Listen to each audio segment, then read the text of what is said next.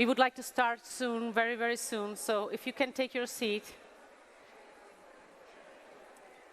and we will proceed our conference. Thank you.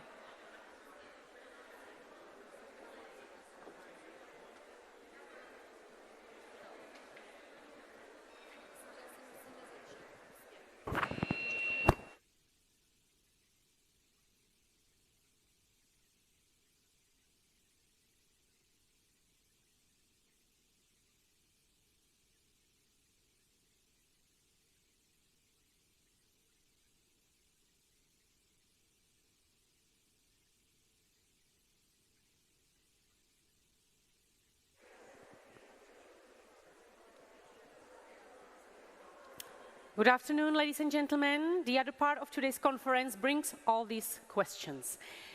Are we still able to effectively counter manipulation and lies? In today's world, are we able to defend the basic values of democracy, which are being blurred by boundless relativization? What role do authorities play in this process? And what role do power interests play? And what role does artificial intelligence play? So, we will be proceeding with our conference very, very soon with interesting discussions. And now I would like to introduce and I would like to welcome and invite to the stage Jessica Aro. She's a Finnish journalist and expert on the Russian disinformation war. Welcome to the conference, and the floor is yours, please. And please, I please you for your attention. My dear audience, thank you. Thank you so much. And thank you for having me. And it's such an honor. And I also encourage everyone to have their coffees and come to listen to this, what I have to tell, because I'm going to tell you this is interesting and important. So I will today address the threats posed by the Russian security services and intelligence services and the war leaders of the Russian Federation through the use of information warfare and hybrid warfare. And my focus is solely in the warfare waged by the security apparatus of the Russian Federation. And these are the themes that I have been investigating as a journalist and a non-fiction author of 2 books, Putin's Trolls and Putin's World War. And this is something that is also your human right to receive this information from me. As being a journalist, it's my passion and my right to convey you this information. And this right, this liberty, freedom of expression is being attacked heavily. But here we are today, and we are listening information that, for example, the Russian Federation would rather not have you listen to. Originally, I became interested in Russia because my grandparents had to fight to defend Finland, my motherland, against the USSR aggression and warfare in the Second World War. I have lived in Russia, I have worked there, and I have studied there. And I need to say that the Kremlin has practiced information warfare for decades. And there is already a document from 1958 that the then KGB chief Shelepin was tasked to modernize the KGB and find ways of attacking the West without the use of kinetic warfare. And that's how the seeds of the modern false information campaigns, you can tell, were planted. I also want to emphasize, before I go deeper into Russian information warfare and how it affects us in the West, because that's what we are selflessly most concerned about. I want to address that it concerns first and foremost the Russian citizens, many of whom have been weaponized by the Kremlin's propaganda war machine. I became heavily interested in this topic of Russian information warfare 10 years ago when Russia started its not-so-secret warfare against Ukraine. And it became increasingly difficult to report about the events and developments that were taking place in eastern Ukraine, even as a journalist, even as someone who is trained to process information and convey it to the public. Back then, the defense minister Sergei Shoigu got to my attention because he told it out in the open to the Russian public that information and mass media are weapons. And he conveyed the Russian philosophy of how they view information very differently from us, and he added that information is a weapon that can inflict serious wounds. Also, I found out later in my investigations that Russian author Vladimir Yakovlev, who had actually been studying in the same university as me in Moscow, in the Moscow State University named after Lomonosov, in the same faculty, journalistic faculty, he had been taught in the atmosphere of secrecy by Russian officers special combat propaganda techniques, which allowed him and his colleagues to basically psychologically manipulate civilians. And this is what bothers me the most about Russian activities. They don't have an issue targeting their means of psychological warfare against civilians. Russia has so many networks of information warfare. Even as a journalist, I have to give some credit for it because they have built it for long and they have built it quite capably. Let's mention, for example, RT, Russia Today, which has been built ever since at least 20 years in close cooperation with Vladimir Putin and Margaret Simonian, who herself tells out in the open that RT is a tool in Russian information warfare. Also, back in 2014, I interviewed a former Putin's insider, a colleague and an ally straight from the Kremlin, early 2000, Andrei Illarionov, who is actually Putin's former economical advisor, who then later on left to United States and told that Russia was not a democracy anymore. And I asked Mr. Illarionov, why does Kremlin conduct information warfare? And he told, of course, it has political goals, but also because it wants to terrorize others, like a village bandit. It wants to show its might. But then in my latest book, I took a deep dive into what Russian warlords and intelligence service bosses themselves tell about their secret, not so secret war against us. So I looked into high-ranking Russian military officials' statements from about 10 plus years and looked what they themselves preached about it openly in the Russian corners of the press. I think it helps understanding and identifying the operations targeted at us. So the statements I will quote further in this presentation are public and obtained from the Russian media. And in them, these Russian generals and other war leaders, they address hybrid cyber information and radio electronic warfare and tell how and why they combat in the information space. First, interesting guy, Yuri Gorbachev, who is the former head of electronic warfare service of the General Staff of Russia.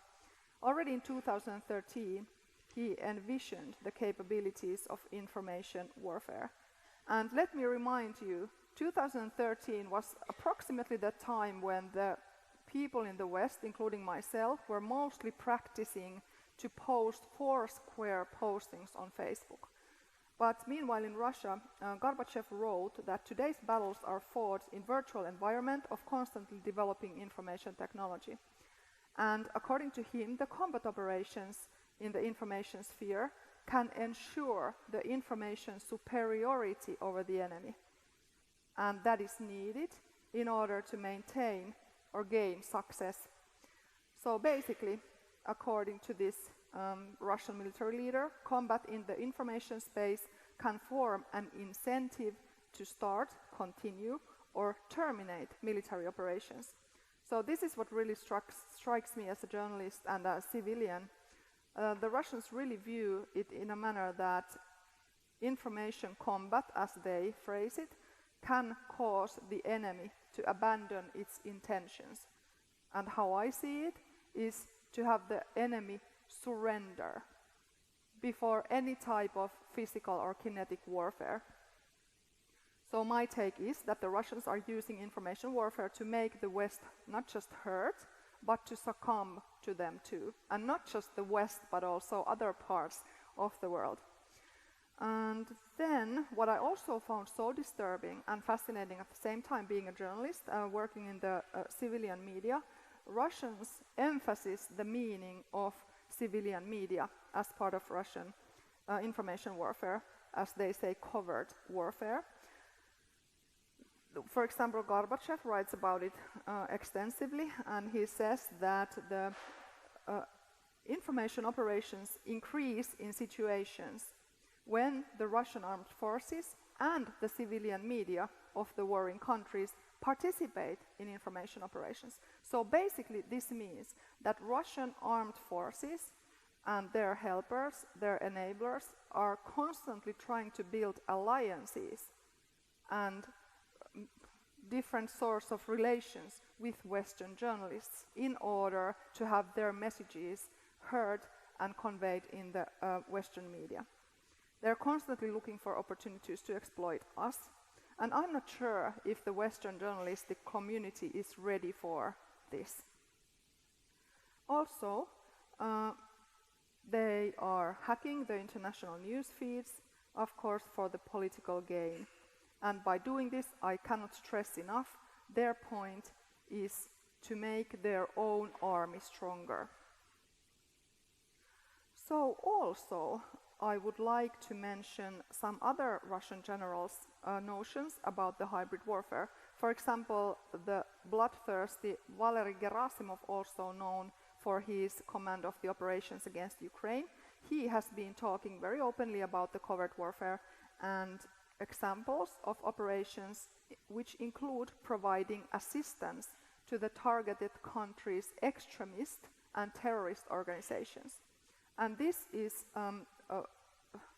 the most disturbing thing, because they also want to exploit the protest potential of the population. So if I go into the most concrete examples of how the Russians are doing this, for example, with the use of social media in the information space, they are micro-targeting different groups in different countries in order to fuel and ignite protests, in order to ignite political violence, in order to have people basically to act and behave as the Russians want them to behave. To my mind, it sometimes feels like some kind of mind-blowing computer game, disturbing computer game where we are being played.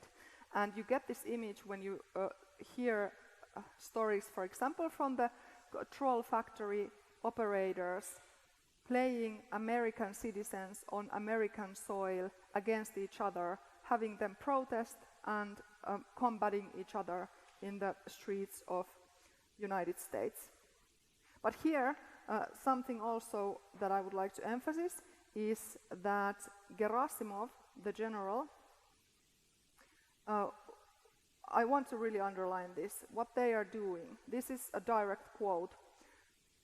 Indirect and asymmetrical actions and methods of waging hybrid wars enable depriving the targeted country of its actual sovereignty without seizing the territory of the state. A state that has fallen under the influence of hybrid aggression slides into a state of total chaos, internal political crisis, and economic collapse. And this is what we're witnessing Russia doing in so many different countries and attempting it in so many different countries. And I believe that parts of this is also what the German intelligence services has tried to warn us last May, and also what the US Foreign Ministry tried to warn us a couple of weeks ago, when they, by the way, told that they are igniting cyber war against Russia because of Russia's continuous use of social media influencers, RT, and trolls to attack the US elections. But here I want to also give you a list before I end and give the stage to the great panelists. I want to just list some of the most interesting and frightening operations that the Russians are combating in the information space, attacking the US elections 2016, 2020 and now, promoting Wagner and other Kremlin-attached military groups around Africa, using Africa as a base for troll factories attacking the US. I visited one in Ghana just a year ago, and it was hideous. Also building alliances with criminal groups, motorcycle gangs, also promoting membership to these kinds of gangs and memberships to local people, like in Finland, the Night Wolves.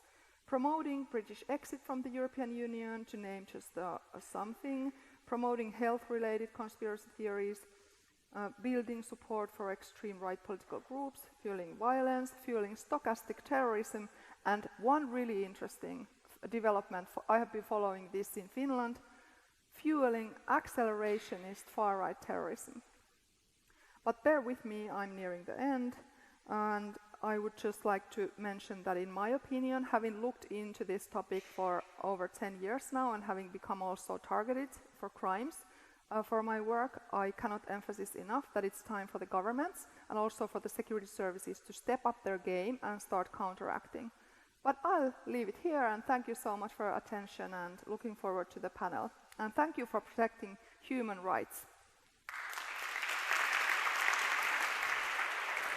Thank you very much, Jessica.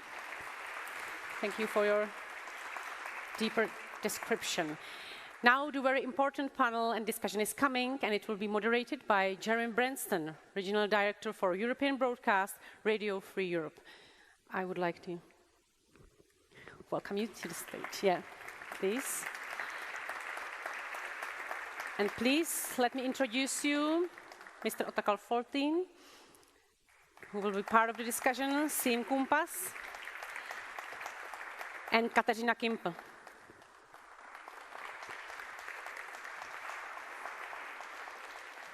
So the floor is yours.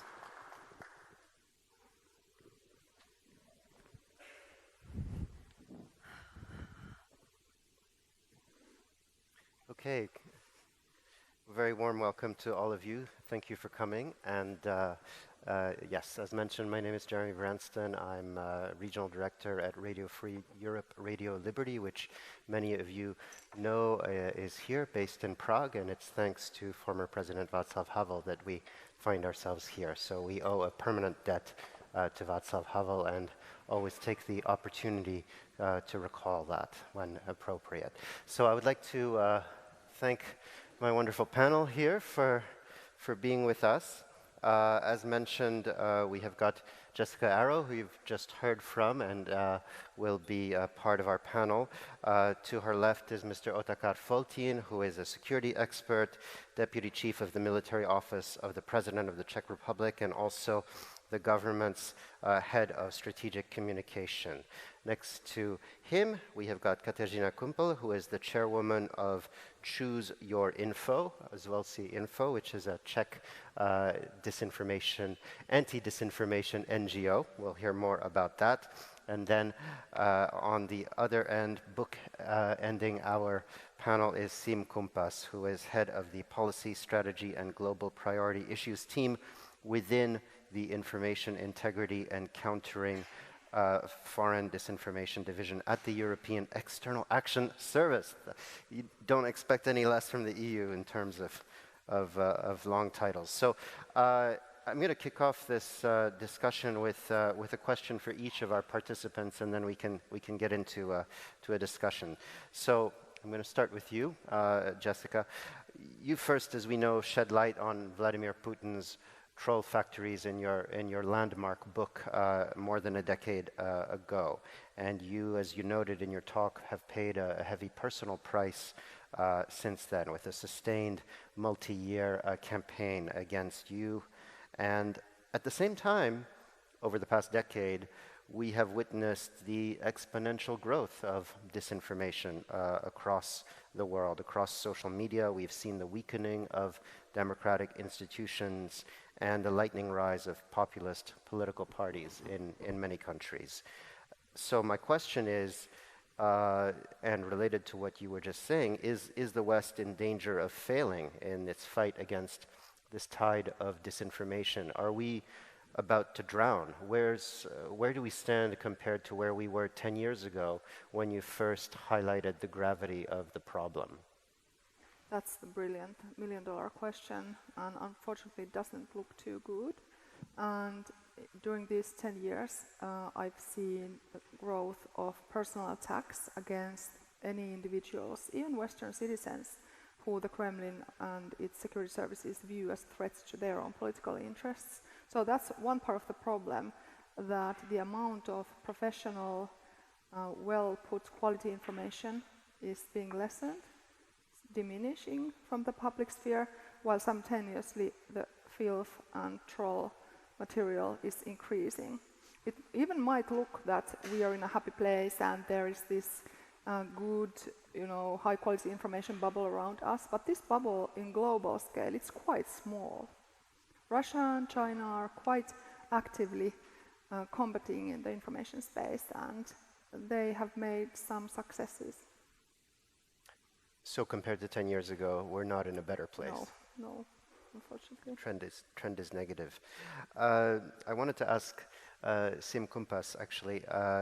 You've recently written and spoken about how the European External Action Service has shifted its focus in how it deals with this disinformation wave. The emphasis used to be on problematic content, and now the main focus has switched to countering manipulative behavior. Can you explain that change in more detail, and what new tools are you using? Sure, and it's an absolute pleasure to be here. I think it plays well on what Jessica was saying earlier, and bringing those different examples of how one specific government, the Russian one, is using information not just as, it's not about disinformation, it's not about fake news, it's not about a piece of information being right and wrong, it's about a government knowingly using information as a weapon, not just a tool, but a weapon system even, against a host of other governments across the world.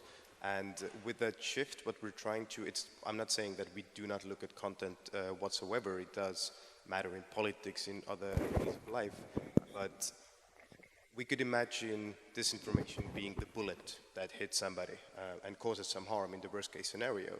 But in addition to that bullet, you also have a gun, you have a shooter, you have a whole ecosystem around that. And really the same applies to information manipulation. Before a piece of disinformation reaches any eyeballs and maybe convinces somebody or makes somebody think different, somebody has to plan for it, create it, plant it somewhere, publish it somewhere, amplify it, and so on and so forth. It's a long process of manipulative steps, tactics that can be taken, are taken, to push that disinformation to different people. And there's another side to that coin, which I think aligns well with the spirit of this conference, which is information manipulation is not just about putting toxic content in there, in the information environment. It is actors trying to take some information out of it. It's censorship, it's information suppression. This is also a part of what we would call foreign information manipulation and interference. Yes, it's a mouthful. Yes, the EU has a knack at coming up with horribly sounding long concepts, but the core there is really to better capture those two sides of that coin and better reflect the kind of the behavior there. And just one last point before I hand it over, we do believe that proposal to focus first and foremost on behavior it's much more scientific, because there are better ways to analyze behaviors than narratives.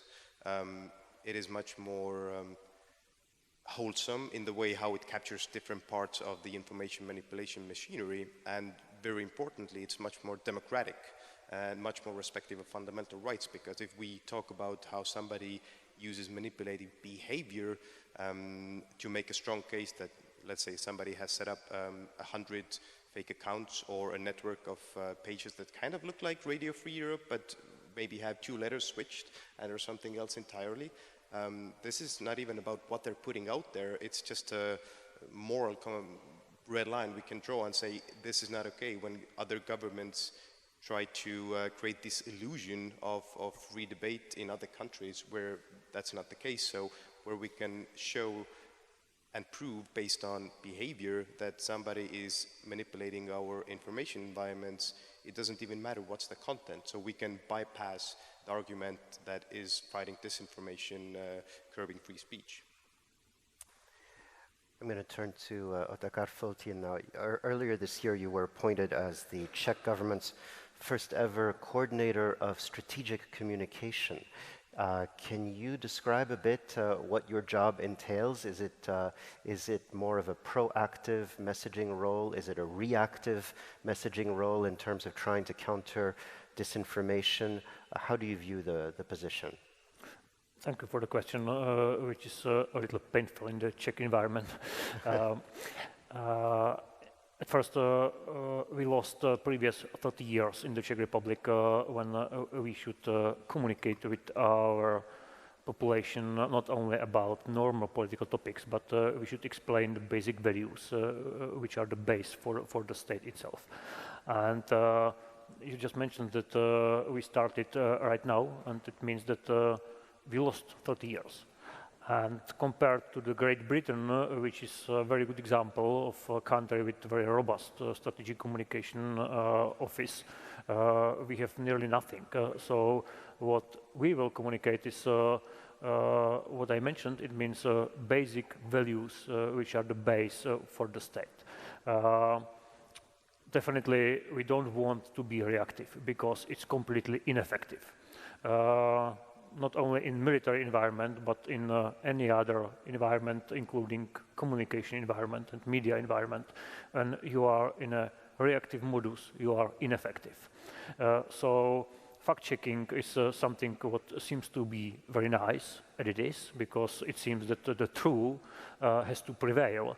But unfortunately, in modern information environment, when something is faster, it's better. And it doesn't matter if it is true or not. So we want to be proactive, but my department exists just 3 months or 2.5 months. So we are in a real beginning, but definitely I don't want to be reactive, but I have to improvise. And in fact, it will be what I call guerrilla stratcom. We'll get into that. That sounds...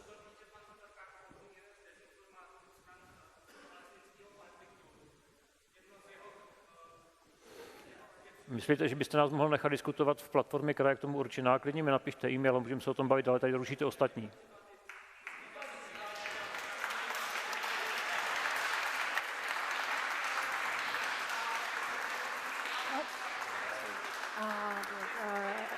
This is not the place for this discussion. I would ask... Jste protivní. Sure.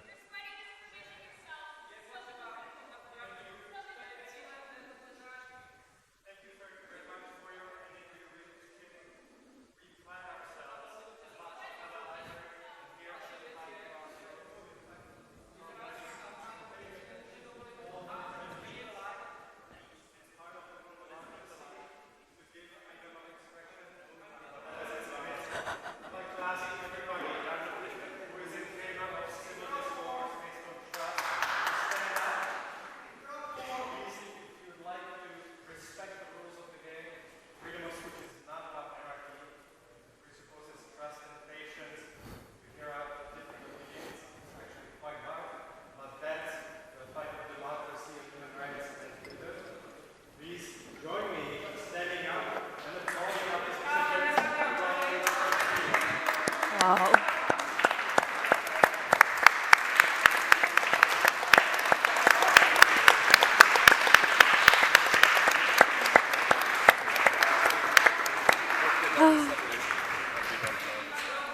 Thank you. All right, we're going to continue our discussion. Thank you. I'm going to turn to Kateřina Kumpel. Your foundation works with students, training them in media literacy, how to spot disinformation and information manipulation. Are you encouraged by what you're seeing?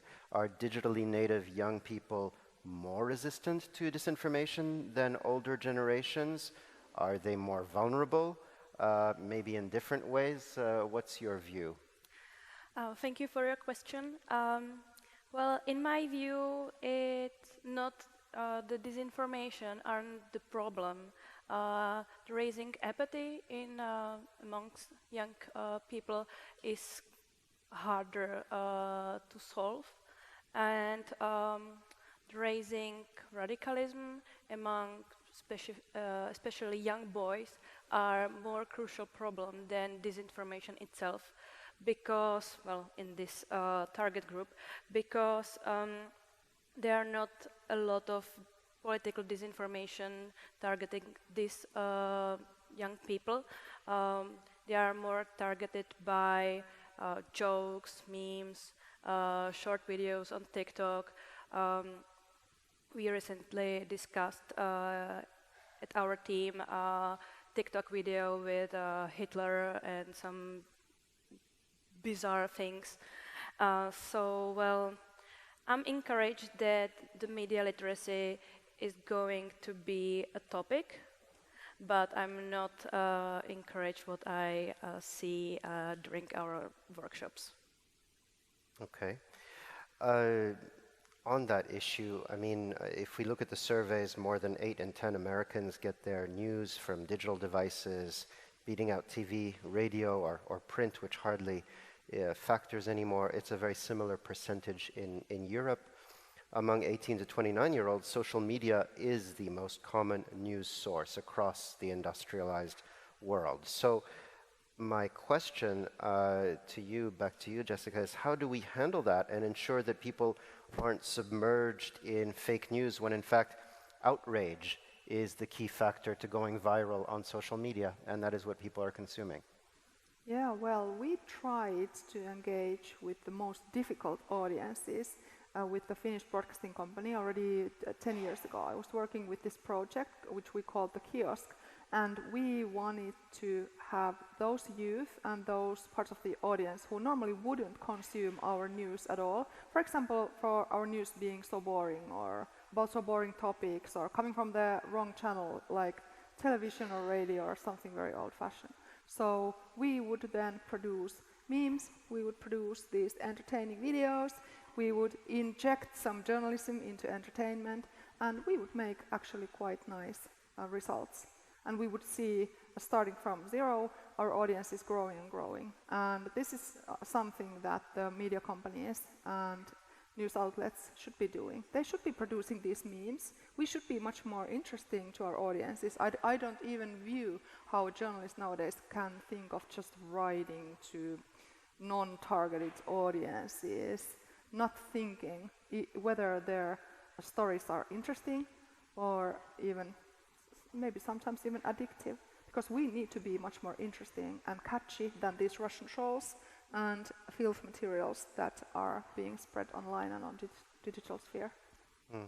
I mean, so back to you, Katerina. How do you? Is that the answer to try to make the news more attractive, more addictive? It's hard when you're dealing with trying to make things balanced and objective, and the other side is interested in feeding seductive narratives that are false. So how, what are some of the techniques that you teach kids to be more resistant or more aware of what they're looking at?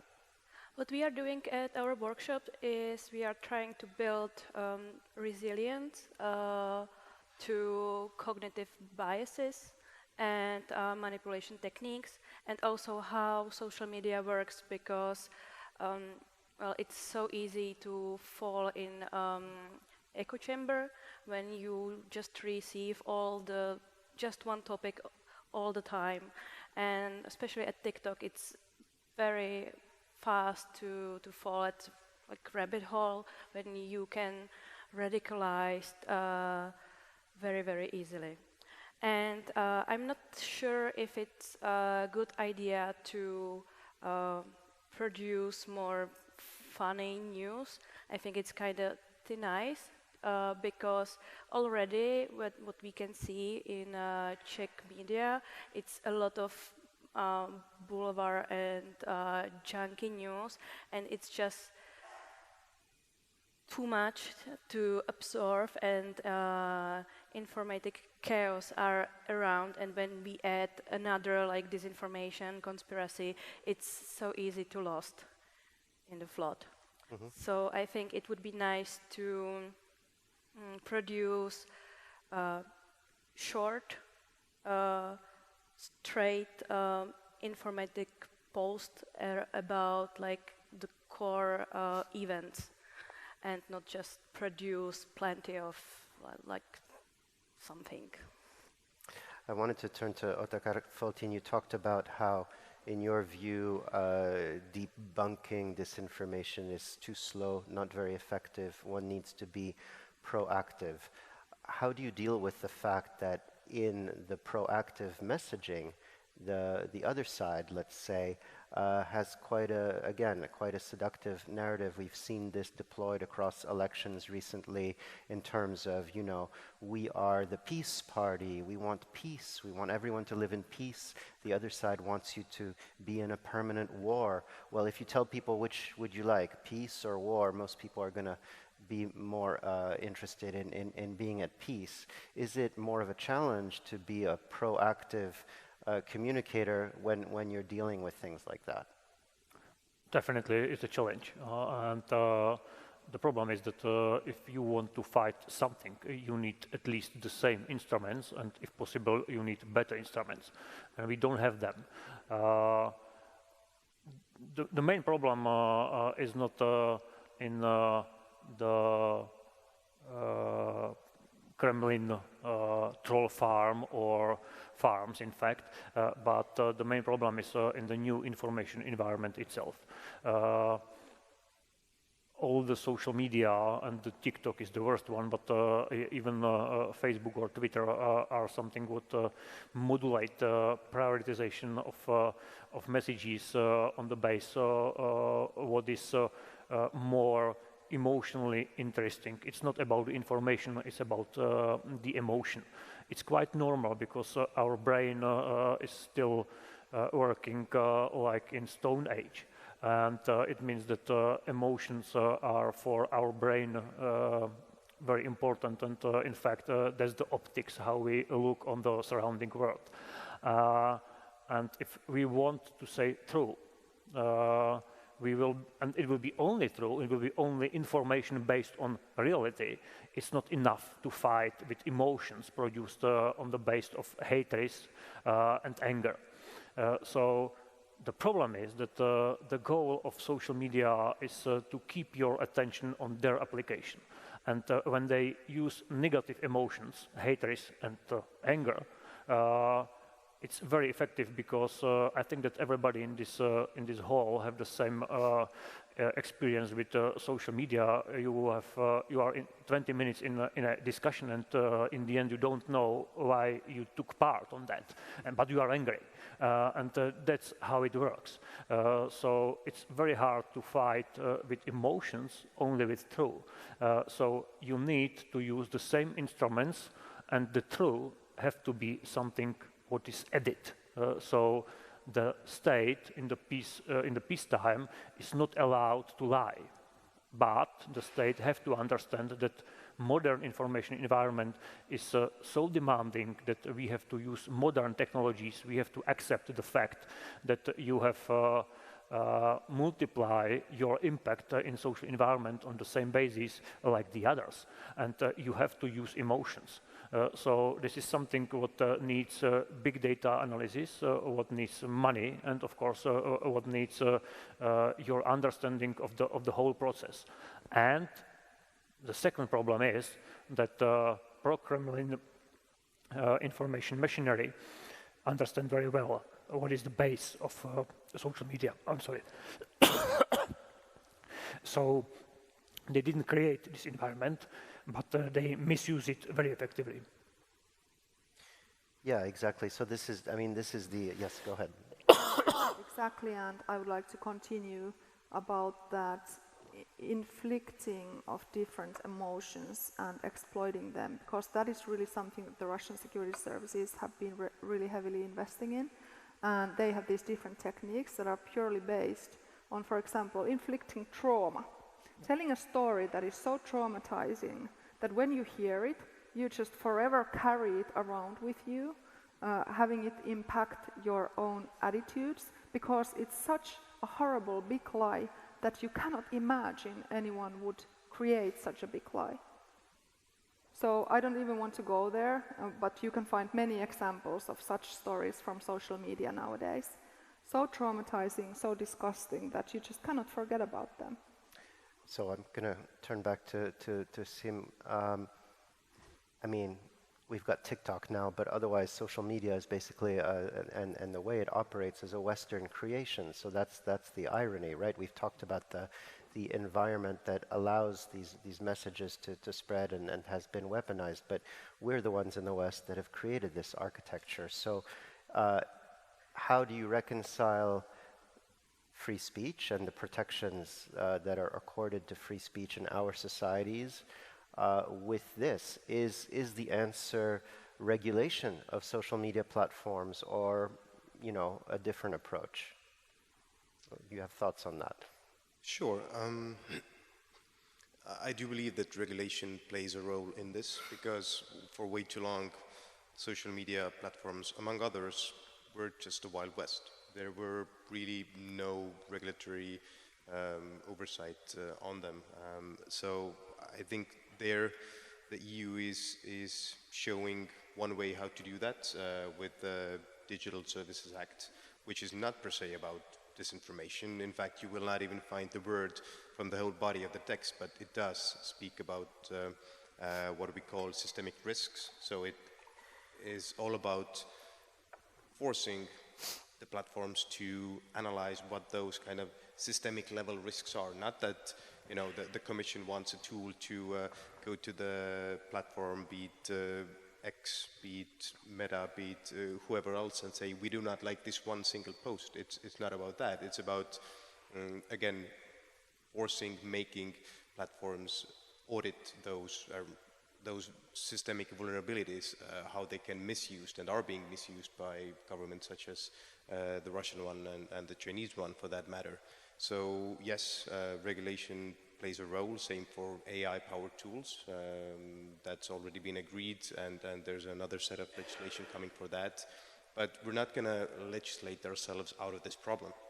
This is just one of the many tools we have to use, and for that, in Brussels, we also, in addition to having very long-sounding names, we will have toolboxes. So we came up with what we call the FIMI toolbox, which is really about, it's a thought exercise where we try to bring together all of those ideas and recommendations by independent journalists, by think tanks, by researchers, by other governments, and so on what to do about this problem. And in this toolbox, we have 4 broad categories of actions that some of them we use on a daily basis. First, it all starts with what we would call situational awareness. This is all about really just understanding what is around us, what is happening in the information environment, both what is being said, what is Russia trying to do there, for example, but how is that perceived? Are those messages sticking, or maybe not?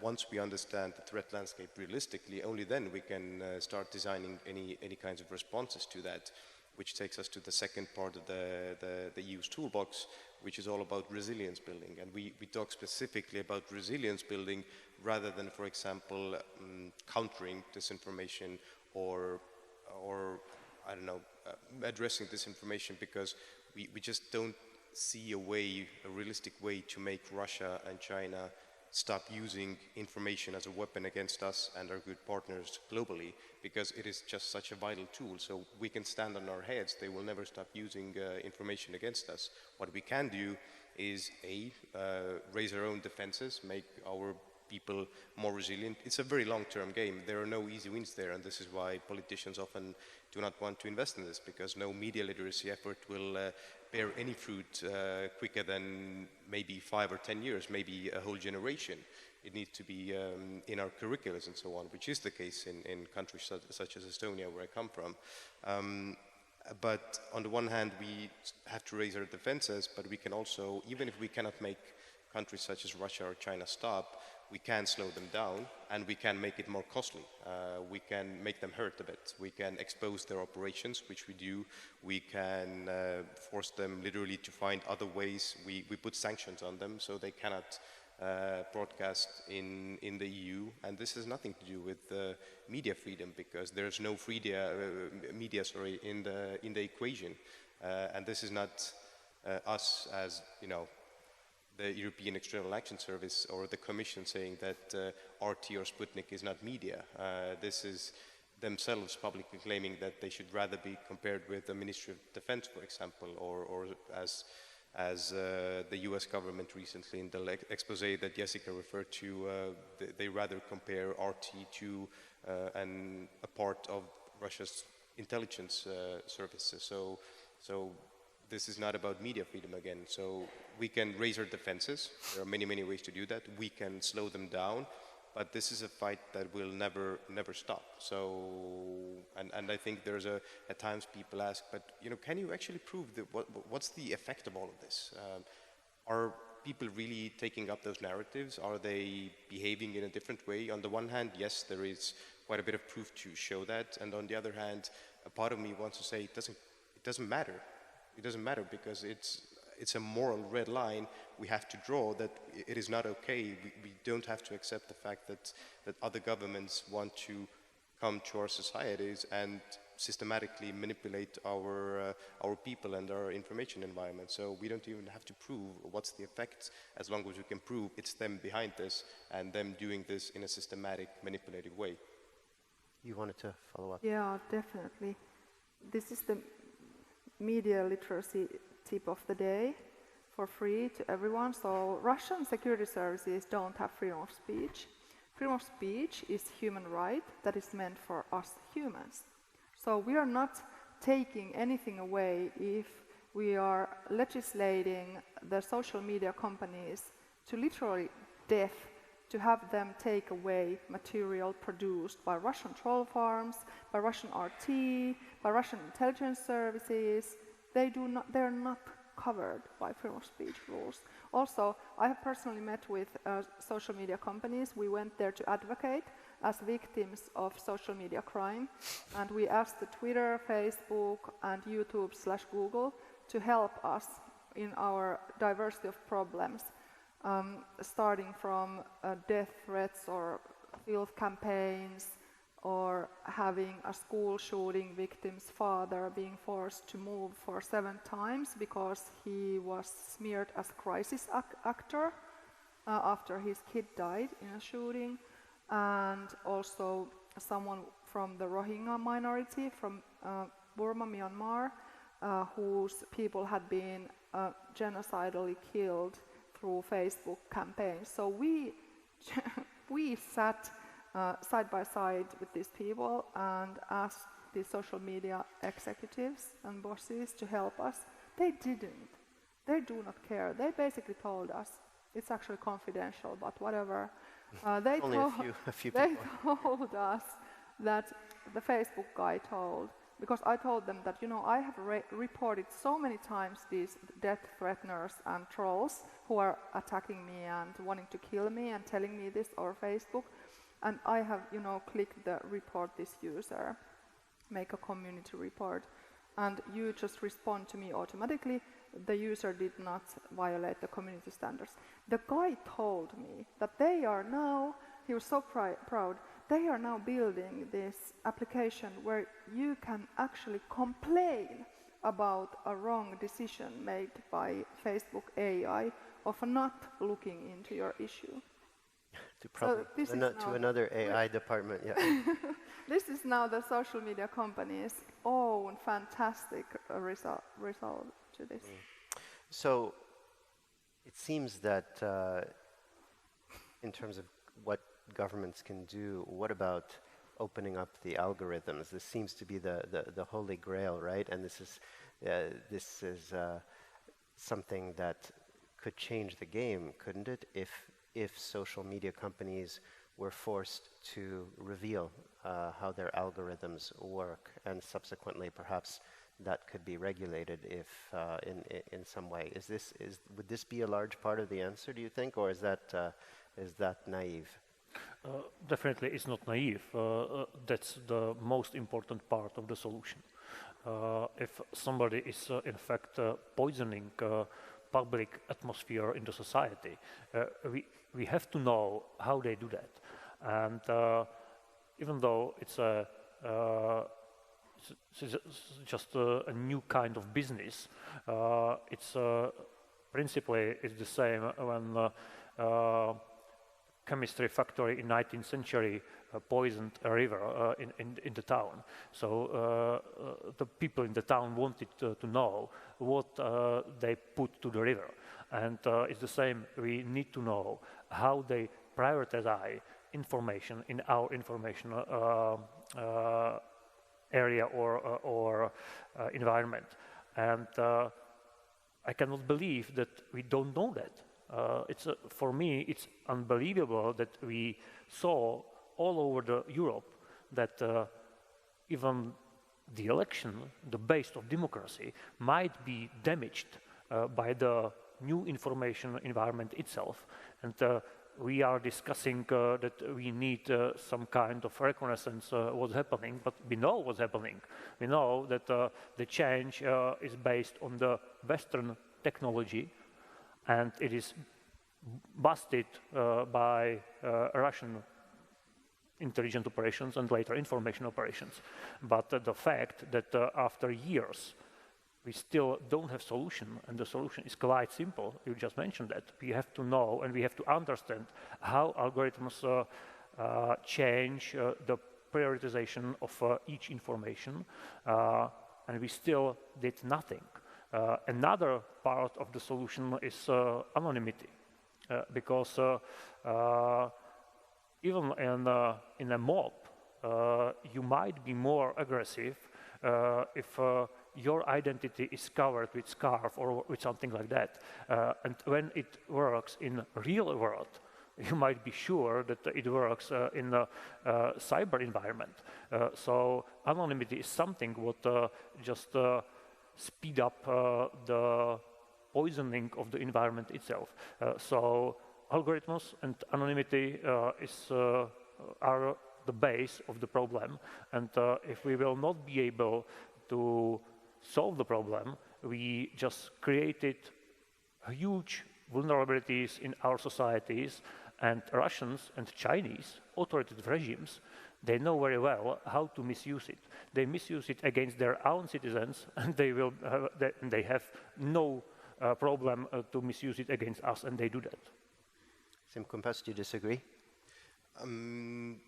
With one part of it, maybe, and just to add another element, I mean, anonymity, I to a very large degree, I do agree with that, but there's, of course, the other side of the coin of allowing people to remain anonymous in countries that are not democratic, where they cannot speak against their governments. We had speakers from Georgia, from Azerbaijan, etc., and there I think anonymity is absolute key in making sure that then can even exist, civil movements and civil society organizations. So it is a double-edged sword. There is a strong argument to be made against it, and a need to be able to pinpoint a piece of content to its author. But of course, there is an argument to be made against it. When it comes to algorithms, at times I wonder whether we shouldn't just experiment a bit and, for example, try for social media platforms, living a period of time where they just switch the algorithm off, where we just get everything in kind of an old school timeline by the time when somebody posts something, because social media platforms really, they are not really very social anymore, because more and more we are being fed content that we don't subscribe to, content from groups that somebody thinks we might like, and that somebody is an algorithm. And maybe, yes, our kind of lizard brain likes seeing specific amusing bits and pieces and videos, but that's not really conducive to civil discourse. So I think we should just, as a kind of a thought experiment, try just switching off the machine for a week, a month, and let's see what happens. But isn't it pretty simple? I mean, couldn't governments agree to say that if you're going to operate on our territory, you need to be open about the algorithm? It's like ingredients in in canned goods that you sell in the grocery store, they have to tell you all the ingredients that are in there. Would it not be a simple solution for the EU to agree to something like that? What's the problem? And nothing is simple about the EU, but we still manage to deliver every now and then, I believe. That is one of the parts of the Digital Services Act. It does exactly that. It forces the platforms to be more transparent. So we're not going against the content per se. We are saying platforms, guys, you really need to open up. You need to share what only you see on your platforms, because outside observers are walled off. No one not working there cannot see in those black boxes. So that is absolutely in the spirit of the DSA, and also to again force platforms to cooperate more and more with, not necessarily just with governments, but with researchers, with academics, and give them an extra level of access to some of the data on the platform to just understand. We're really asking just to, it's such a simple question. We just want to understand how these platforms are functioning. It's almost insane that after all these years, we don't really know. We still don't have a clue. We can only assume. It's quite simple. I will use wording from a song with a small change. Give through the chance. And this is something what is not possible in the actual environment. In current environment, the true doesn't have the same chance as a lie. Is at first. And back to the anonymity, I grew up in a communism, or it was a parody on communism, but in the late 80s, there were such heroes like Václav Havel. And I guarantee you that anonymity didn't help him. In Russia or in China, does the anonymity helps to dissidents? No, it doesn't. Because in such environment, the government have such huge power that they know everything about you. So anonymity will not help you when you are in the authoritative regime. And on the other hand, anonymity is poisoning our own environment. So if you want to fight with something, you have to have at least the same chance. And in current situation, we don't. Kateřina Kumpel, in your ideal world, working again with school-aged children, what would you like to see from the government in terms of the curriculum, in terms of assistance to schools to deal with this? Well, I would like to see many things. First of all, I would like to be acknowledged that media literacy is a topic, not just only on a paper, but in practice. I would like to see that media literacy is trained, not just teach, but trained long-term through different subjects, and teachers aren't afraid of this topic, because what we are facing nowadays, the teachers are scared of social media because they don't understand. And they just ignore media literacy and critical thinking and AI because of it. So I would like to see strong teachers who aren't afraid to stand up for values like democracy, and teachers who take place in strengthening their students and support them, not just teach them, but be a support for them.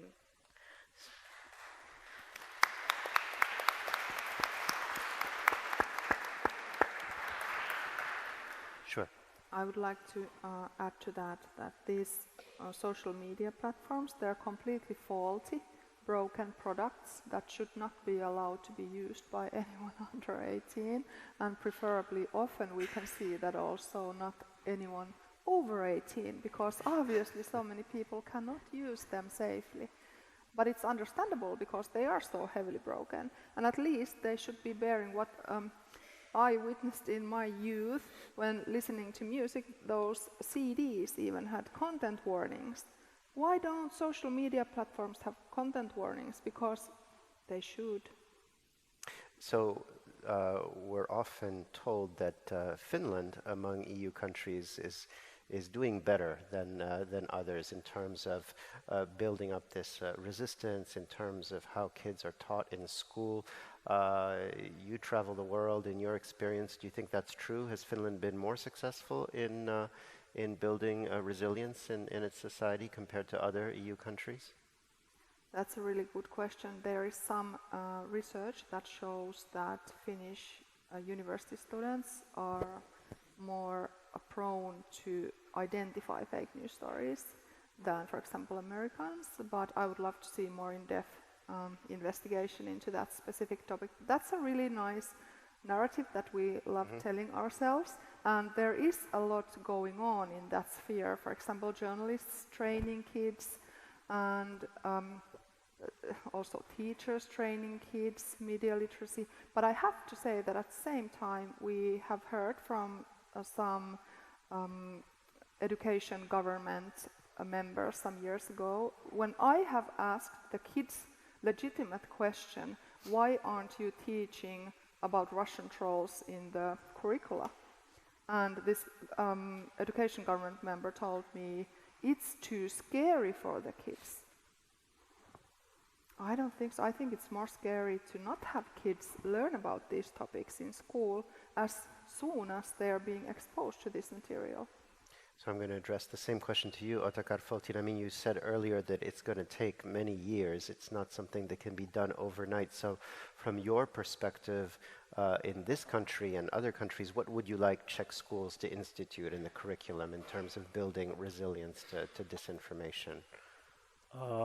Just back to your speech, if these kids are able to see saga from Tolkien, they might be educated about Russian trolls. They are the same, in fact. But of course, when you ask just anybody what is the solution of information operations from authoritative regimes, everybody will say it's education. Of course, it's right. On the Finnish example, we see that it works. Sputnik website was launched in the Czech Republic nearly in the same time like in Finland, but in Finland it was closed because nobody listened to that. So that's the result of a very good education. But we don't have time for that. And even though I fully support any kind of education, this is something for one generation, and it might be too late. So fortunately, there are very simple ways how to explain that. For example, our Institution of Psychology developed a presentation how these social media misuse your brain processes. It's a presentation for 2 hours. Just in any secondary school, it might be presented, and to be fair, it should be presented even to every politic in this country and in any other European country. So you need 2 hours to understand how they misuse the biochemical processes in our brains. It's not conspiracy, it's a science. And it is proved that this is how they use it. It's about biochemical processes, it's about dopamine and so on. In fact, we produce drugs in our brain which might be misused against our systems. And this is something what should be said very strongly, because we still think that we may prevail with the truth, but in the end of the information operation from Kremlin sources, it might happen that we will not realize what is true. So what I would support is any kind of education in this area, but what we need is very fast action. In the beginning, we have to understand, and our elites have to understand what's happening in our brains when we use social media.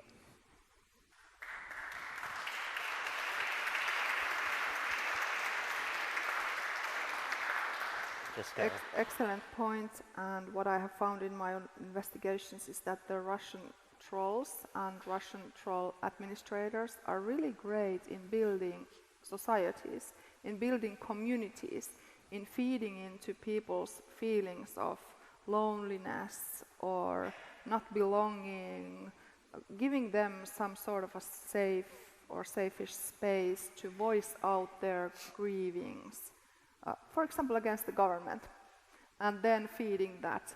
And also, I would like to point out that many of these Russian trolls are actually paid as social media influencers, and sometimes they might not even know who they're working for.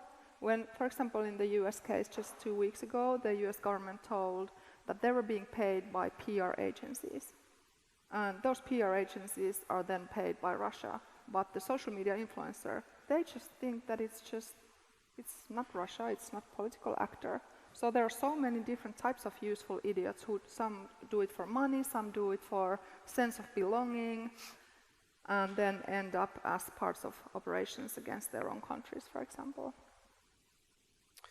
In a speech this spring before the European parliamentary elections, which, as we know, were flooded with this information, Ursula von der Leyen pledged to set up a European democracy shield if she was re-elected for a second term to fight back against foreign meddling. She didn't give details at the time. What would you like to see in this European democracy shield, Sim Kompas? Well, first we only need a shield if we have an external threat. So I think the shield very clearly needs to include both internal elements, but also external ones, which in practice means that it needs to be a cooperation between DG Directorate General Justice, who was given the lead role on this, but also the External Action Service, where I work for, which is the foreign arm of the EU, representing the views and wishes of 27 member states. The second thing I'm thinking about there, could we maybe also use a sword? A shield is good, but shield is protective, a shield is reactive. We do need that. But we might start thinking about a sword of ourselves as well, because if we just keep protecting ourselves, then we're always on the back foot. We're always reacting to something that the other one did, and not vice versa. So yeah, good cooperation between the internal and external parts of the EU machinery, but also maybe a bit later down the line, but not too late, we might start thinking about developing some sort of a sword we can use together with the shield. I'm going to get back to Otakar Faltin because I think you have an interesting example maybe to share with us, but I was interested in what you were saying about rewiring our brains.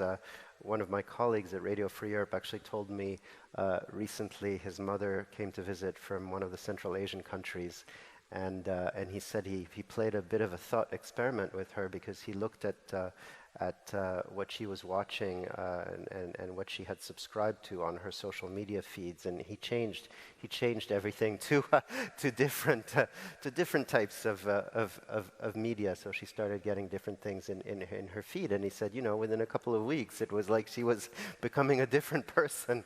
So it was like a social science experiment on his own mother, but quite interesting.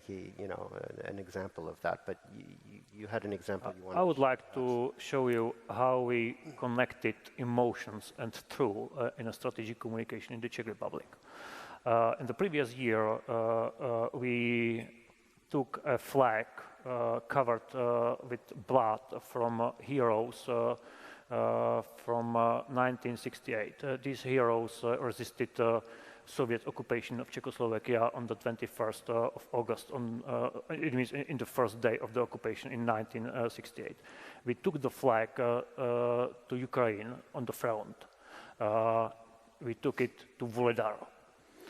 And the soldiers in Vuhledar said that we don't care that you earn money when you produce weapons for us, but please give us these weapons. Today, Vuhledar is fallen. And Vuhledar is fallen because of us, because we did not enough. Ukraine state was able to build up 12 new brigades, but they have weapons from the West only for 2 of these brigades. So they built it up 12 brigades, but they are able to give arms only to 2 of them. So we are guilty. We did not enough. So how to explain to our populations that it's necessary not to be passive? I hope that you heard about a very brave girl, Olga Misik. This small 17-year-old girl, she read a Russian constitution in front of the row of Russian policemen. And she was so brave that she continued in her resistance against the oppression, even though she might be persecuted and sentenced. The girl is in the first row in this room. Please, Olga, stand up.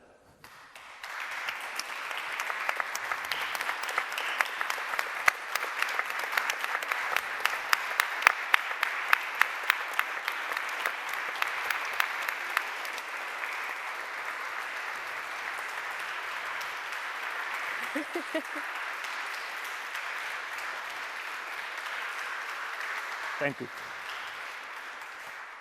If you haven't seen her, it's because she's so small that she is not tall enough for the rows beyond the third or fourth row. But what she did is a very good example of the power of powerless. There's the principle which is based on the ideas of Václav Havel. When this small girl was able to resist to the Russia power, and the Kremlin regime was afraid of this small girl, it means that we are able to win. We are able to support these people, and we have obligation, it's a moral obligation to support Ukraine in the defense against the aggression. But we don't do enough. If she was able to be brave and to be hero, we should do at least so much as possible not to do only symbolic gests. We should be able to support the Ukraine to win the war. And then we will be allowed to speak about peace. Thank you.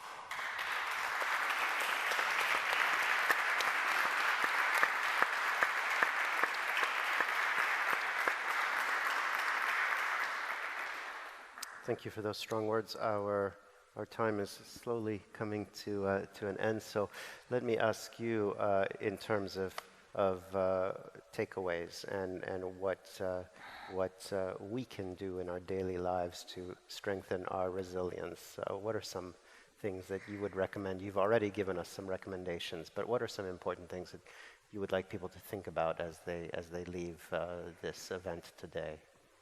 To contact the brave journalists and researchers who are risking so much when exposing the truth about Russia and other dictatorships, to send them feedback, to send them messages, to send messages also to the chief editors of proper medias, and asking and demanding for better journalism about these topics and these issues, because often they are silenced. Kateřina Kumpel, I wanted to ask you, because I started with that question at the beginning, you spoke about how a lot of teachers in schools are reluctant to get onto the topic of social media and disinformation because they're afraid, they feel they don't know enough. What about parents? What's your experience with the parents? Are they supportive of your efforts to build resilience among the kids, or is it similar, or they don't want to know, or they're not getting involved? Well, some of them, they are supportive, but of course some of them are, well, against, kinda. I would like to say that we should take a good care of our relationships with our parents and with our kids, and be connected, because when we are not connected, we are lonely and we are more vulnerable to well, disinformation, conspiracy theories, etc. And what I would like to recommend above is when you see something disturbing, first of all, please breathe, take a deep breath. Don't share. Don't share. Then think about what you are feeling if you are in a confirmation bias and you just see something what you agree normally. And then probably if you have enough time to fact check, but well, breathe is enough and don't share. So, well, thanks to all parents and teachers who are brave enough to speak in their families about this topic.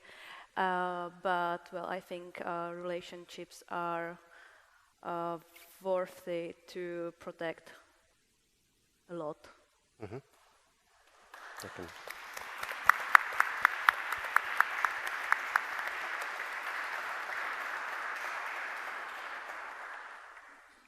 Sim Kumpas, from your perspective, I mean, you're dealing obviously with the actions of officials and governments, but on a personal level, what's your advice to what people can do to build up their own resistance or resilience?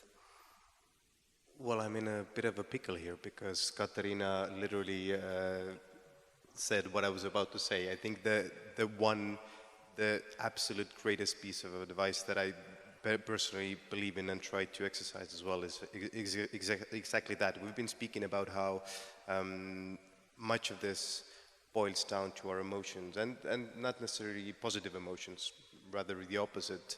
So that simple advice of just, take a moment. If something agitates you online, take a moment, go have a walk with your dog or cat, or brew a cup of coffee or tea, or just read a book or watch out the window. I think going a step further from there and expecting people to fact check is, I love it in an ideal world, but I think that's one step too much. We will never get there where regular people will start fact checking because, I mean, not to be cynical, but there are many journalists who don't really do that, and the kind of the function of fact-checking has been lost from many editorial rooms. So we can't put this on the people. We can't expect people to fact-check every piece of information. That's insane. But we can just tell them to take a moment, breathe in and out a few times, and that actually helps. And not just for disinformation, but it also helps against polarizing information as such. So it's just to repeat what you said. It's one thing. It's that. The Zen approach. Thank you. Well, I'd like to thank our panelists on this note. We're going to have another break coming up. Well, you'll have a chance to take a breather. But thank you so much for the stimulating discussion again with Sim Kumpas and Katerina Kumpel and Otakar Fultien and, of course, Jessica Arrow. Thank you so much, and thank you for taking part.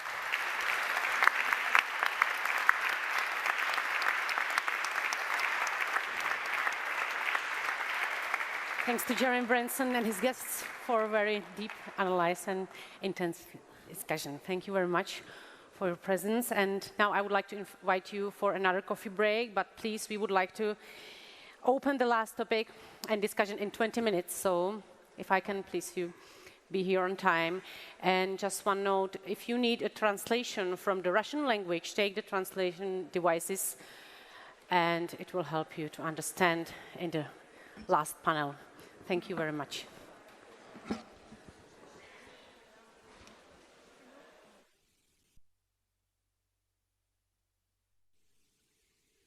Good afternoon, ladies and gentlemen. So we are opening the last discussion, the last part of this conference. Human rights violations are often a harbinger of more widespread violence and conflict. Why do all ongoing and potential conflicts in the world affect everyone? How much does it cost to ignore human rights crimes in the name of economic interest? These are those questions we're going to open, we're going to ask about, and we would like to be responded. The opening panel keynote will be presented by Irina Shcherbakova, historian and translator, co-founder of the Russian Historical Educational, Charitable and Human Rights Organization Memorial. Welcome to the conference.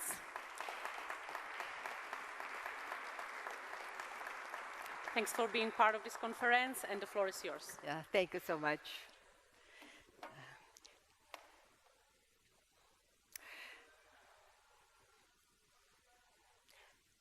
I think I must wait a little bit. Yes? Can I start? Yes.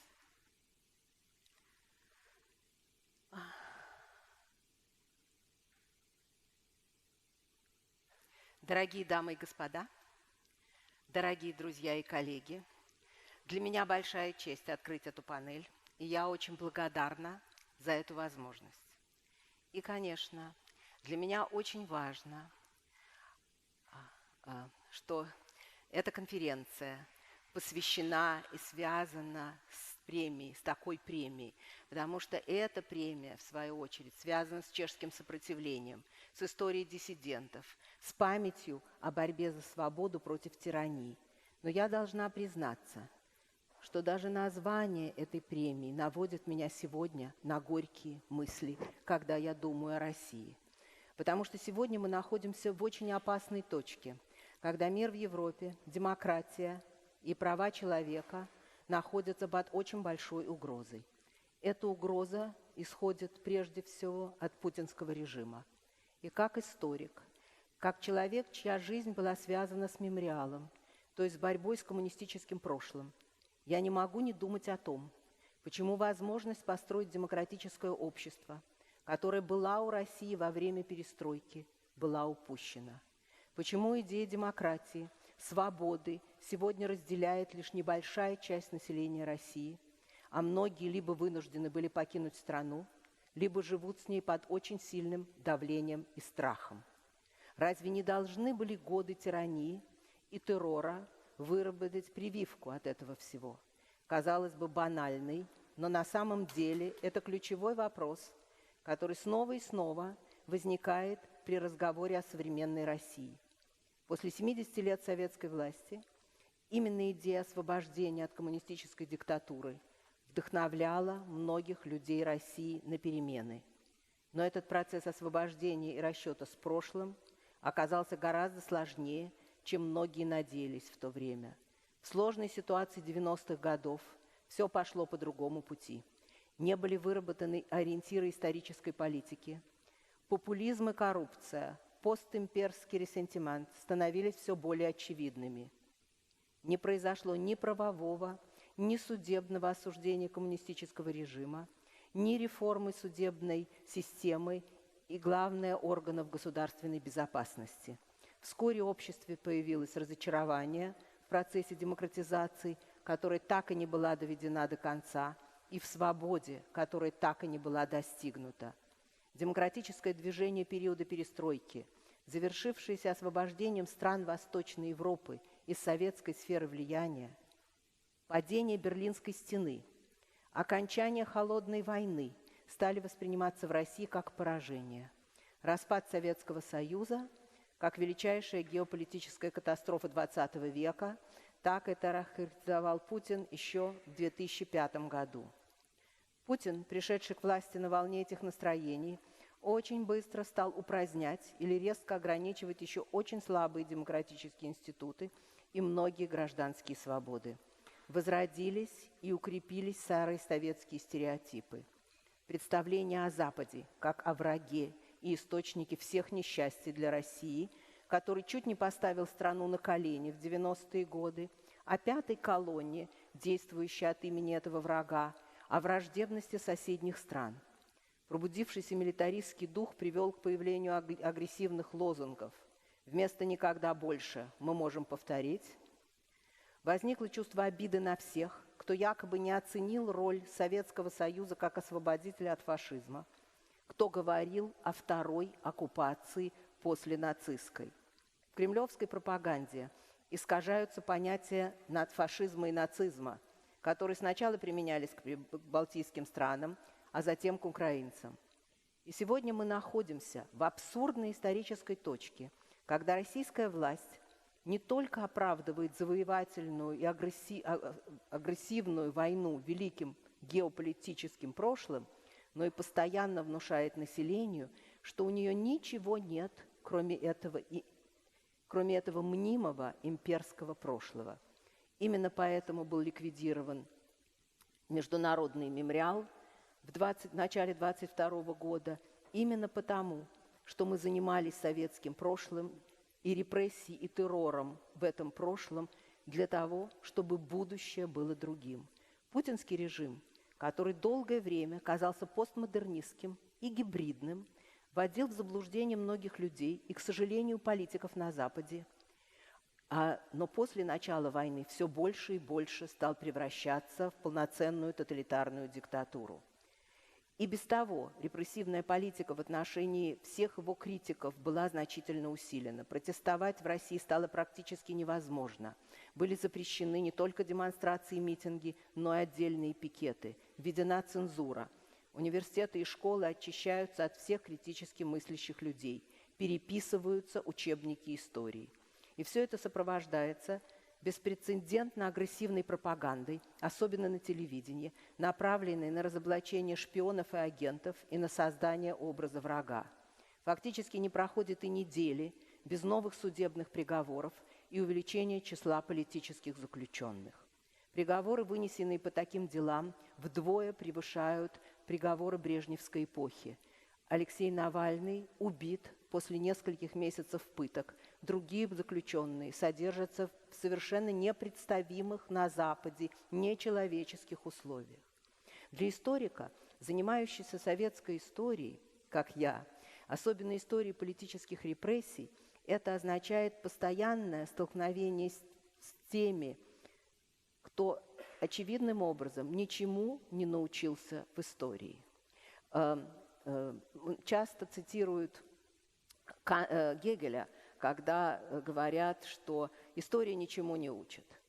Но есть такой ответ русского историка XIX века, который сказал: да, история ничему не учит, и история не учительница, но она очень строго наказывает тех, кто не усваивает ее уроки.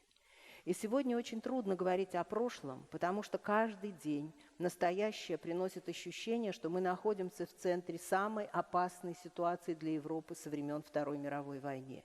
И еще труднее говорить о будущем, потому что мы имеем дело с злокачественной непредсказуемостью, угрожающей миру во всем мире, и вы понимаете, о ком я говорю. И в моих словах, обращенных к вам сегодня, к сожалению, мало надежды на то, что нынешняя война в Европе может быстро закончиться миром. Путин начал эту войну, чтобы уничтожить Украину, которая хотела двигаться в сторону Европы. Он не скрывает этого. Но это далеко не все, чего он хочет добиться. Угроза идет гораздо дальше. Путин ведет эту войну как войну против Запада, против Европы, против того, что кремлевская пропаганда называет европейскими ценностями, а это прежде всего демократия и права человека. Путинский режим выступает против всех гуманистических ценностей. Он заражен сексизмом, ненавистью ко всему, что выглядит либеральным и демократическим, и просто другим. Сегодня, в 21 веке, мы видим, как эта война ставит под сомнение многое, во что мы верили, и прежде всего в прогресс и просвещение. Путин ведет ее архаичными средствами и методами, не делая различий между мирными жителями и комбатантами, превращая в руины целые города и каждый день совершая военные преступления. И все же мы снова и снова видим, что многие люди на Западе не хотят осознавать, что будущее демократии в Европе и в Америке может зависеть от распространения идеологии постправды, которые ставят под сомнение основы демократии. Еще не так давно в Европе считали, что наступил конец истории, что нет никакого пути, кроме развития демократии. Но сегодня появляются всевозможные признаки того, что гарантированной демократии говорить не приходится. Появились и обрели влияние фигуры, разрушающие рамки системы институтов. Это очень опасное развитие событий, потому что демократия основана на институтах. Украина фактически является форпостом. Либо ей удастся отстоять свою независимость при поддержке Запада, либо придется смириться с теми условиями, которые навязывает Путин. И нужно смотреть правде в глаза. Мы слышали это на предыдущей панели, но приходится повторять это вновь и вновь. помощь и поддержка Украине оказываются медленно и не в той степени, в какой это необходимо, потому что все еще есть ощущение, что политики в Европе надеются на мир с Путиным. Как ни странно, сейчас мы живем почти в оруэлловском мире, в котором те, кто выступают за мир, имеют в виду не мир на самом деле, а войну, потому что Путин означает бесконечное продолжение так или иначе войны. Ясно одно. Нам необходимо построить новую архитектуру европейского пространства безопасности. Это легко сказать, но мы видим, как это трудно. Но надо признать и признаться самим себе. Довоенный мир закончился. Необходимо создать новую, более сильную, демократическую, а не бюрократическую Европу. Путин надеется, что раскол Европы ослабит европейский мир.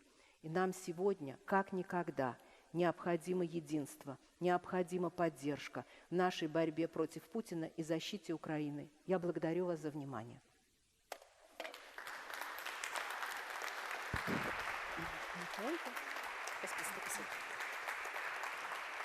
Irina, thank you very much for your inspiring words.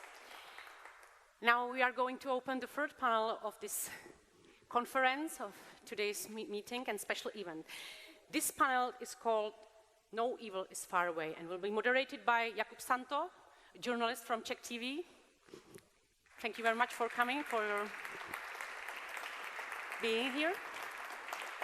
And I would like to invite his special guests, Olga Misik and Dominika Urhova. Please join us. Dzień dobry. Tak já bych šel, ať ještě немножко другая. Irina Štěrbaková, Olga Misik, Dominika Urhova and Jakub Santo. Enjoy the discussion. The floor is yours.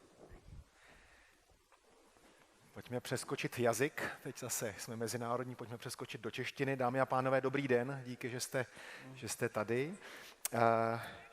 Irina Lazarevna teď tady představila řadu velice důležitých myšlenek a teď my se pokusíme, nebo já se pokusím s ní a s oběma dalšími dámami v tomto panelu to ještě dále rozšířit. Nicméně, jestli dovolíte, abych rád ještě jednou všechny tři dámy představil poněkud podrobněji, abychom si dali vlastně dohromady, jak velice silný panel a jak vlastně velice zajímavou silnou zkušenost teď momentálně máme k dispozici. Já si s dovolením budu sundovat brýle, protože už přece jenom ta ruka není dost dlouhá.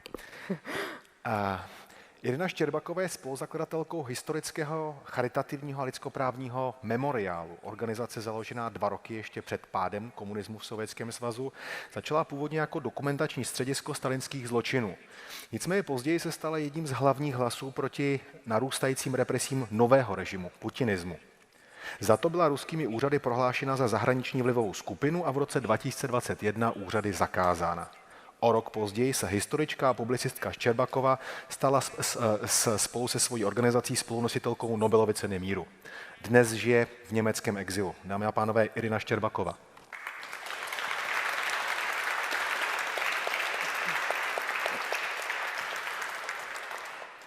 Před současným režimem v Rusku musela uprchnout také lidskoprávní aktivistka Olga Misik.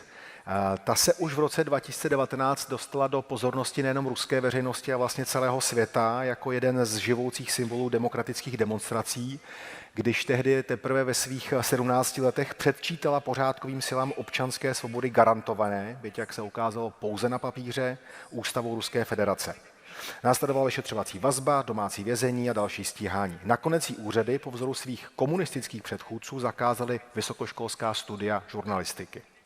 Na Moskevské univerzitě nemohla pokračovat, následoval další trest domácího vězení, celkem byla odsouzena k 26 měsícům. Krátce po vynesení rozsudku Olga v roce 2022 uprchla do Evropy, rovněž do Německa. Olga Misik.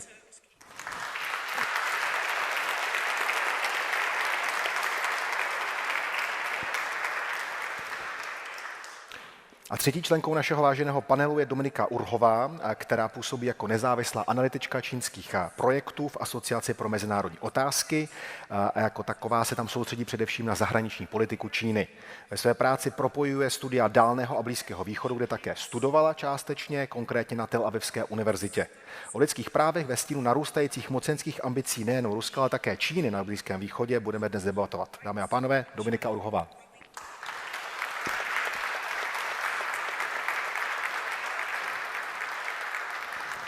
S oběma dámami, které se narodily na území původně ještě Sovětského svazu, teď tedy dneska Ruské federace, jsem měl tu čest se setkat už v neděli. V neděli během takového velice zajímavého dojemného setkání na nečekaném místě. Bylo to v klubovně motocyklového klubu, který podobně jako tady dnešní organizátoři se propojují se jménem a s odkazem myšlenek Václava Havla, konkrétně Havloids Memorial Club, což bylo především, jak jsem vyrozuměl, pro Irinu Lazarevnu velice zajímavý okamžik, protože ona ze svého moskevského bydliště byla zvyklá na poněkud jiný motorkářský klub, konkrétně na nechvalně proslulé Noční vlky, kteří zastávají a tlačí myšlenky docela jiných lidí a docela jiné ideologie. Takže bylo to docela zajímavé vlastně jak vidět, nakolik rozdílní lidé mohou být ti, kteří usilují o to samé, o ochranu svobody, ochranu demokracie, o šíření těchto myšlenek po celém světě. Proto poprosím Irinu Lazarevnu, jestli by byla tak laskavá a představila svou úvodní stať na téma našeho panelu, tedy co je pro vás dnes zlo.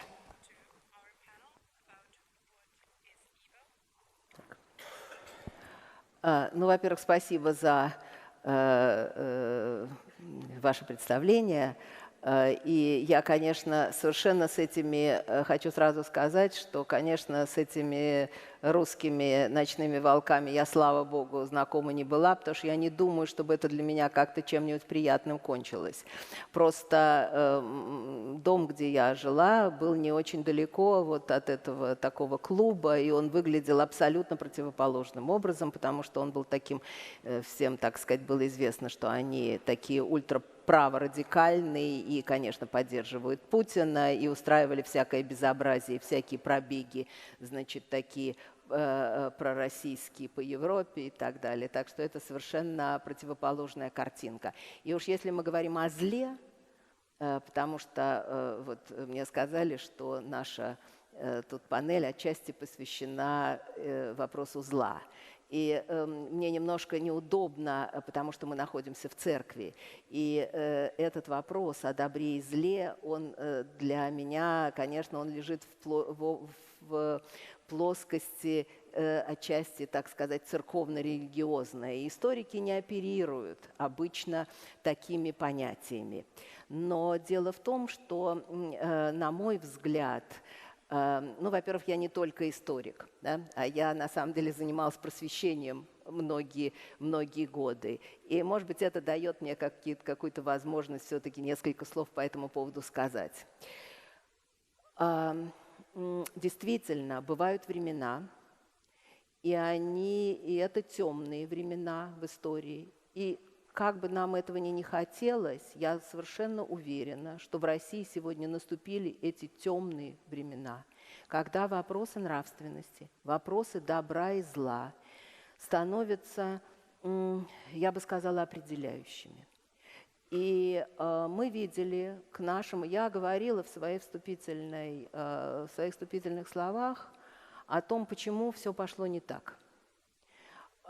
Почему вот идеи действительно демократии и свободы в 90-е годы все-таки оказались не поддержаны большинством населения.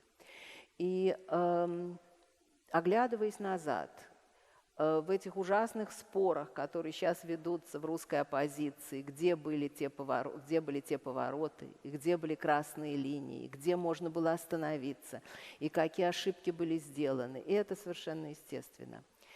Тем не менее, есть действительно какие-то общие вещи, которые стали просто самым откровенным образом нарушались. И это вообще-то все наши заповеди. И мы видели, как они нарушаются буквально каждый день, и не укради, и не убей, и не сотвори себе кумира, и так далее, и так далее, и так далее. А самое главное, действительно разрушаются и релятивируются понятия о добре и зле. И это для человека, который занимался историей, это было особенно очевидно, потому что советская история – это история, если говорить в этих категориях, огромного страшного зла и гигантских преступлений против человечества, жертвами которых стали миллионы, потому что террор и насилие носили совершенно массовый характер. И вдруг мы увидели где-то в середине 90-х годов, что, вроде как террор был, и жертвы есть, но на самом деле, может быть, в истории это началось еще до Путина. Все не так однозначно.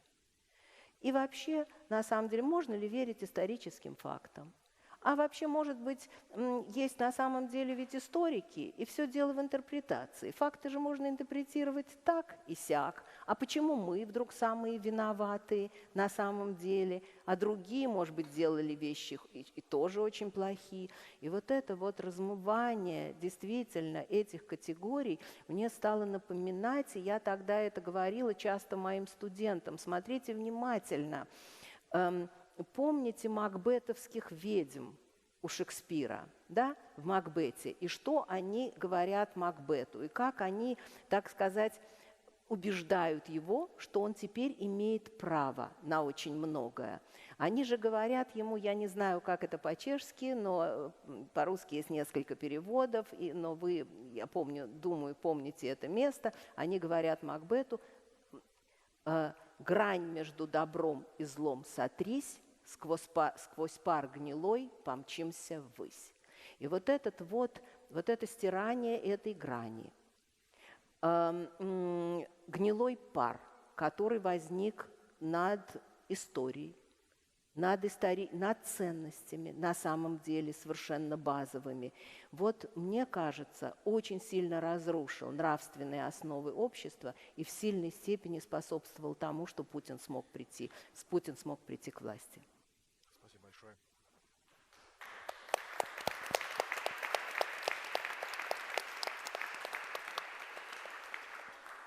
Teď poprosím o úvodní slovo Olgu Misik, kdyby byla tak laskavá.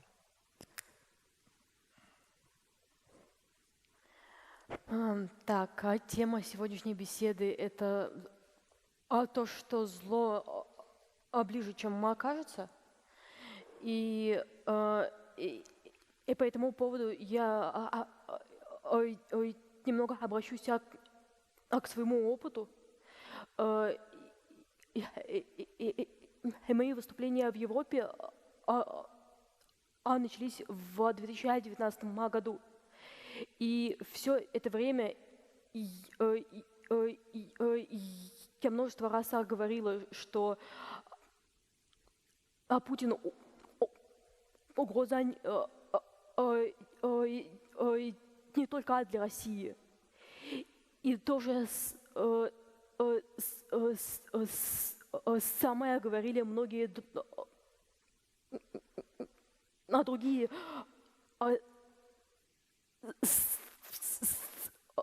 спикеры, которые разговаривали в Европе, которые разговаривали с политиками. Но никто не воспринимал нас всерьез. И многие предупреждали, что будет война, что Путина приведет к войне. Но все это было проигнорировано. И это привело к тому, что война действительно пришла в Европу, пришла в Украину, в Европейский Союз. И это произошло, потому что все а предупреждения об этом были проигнорированы. Хотя это было очевидно давно. И это зло, оно оказалось гораздо ближе, чем оказалось. Спасибо.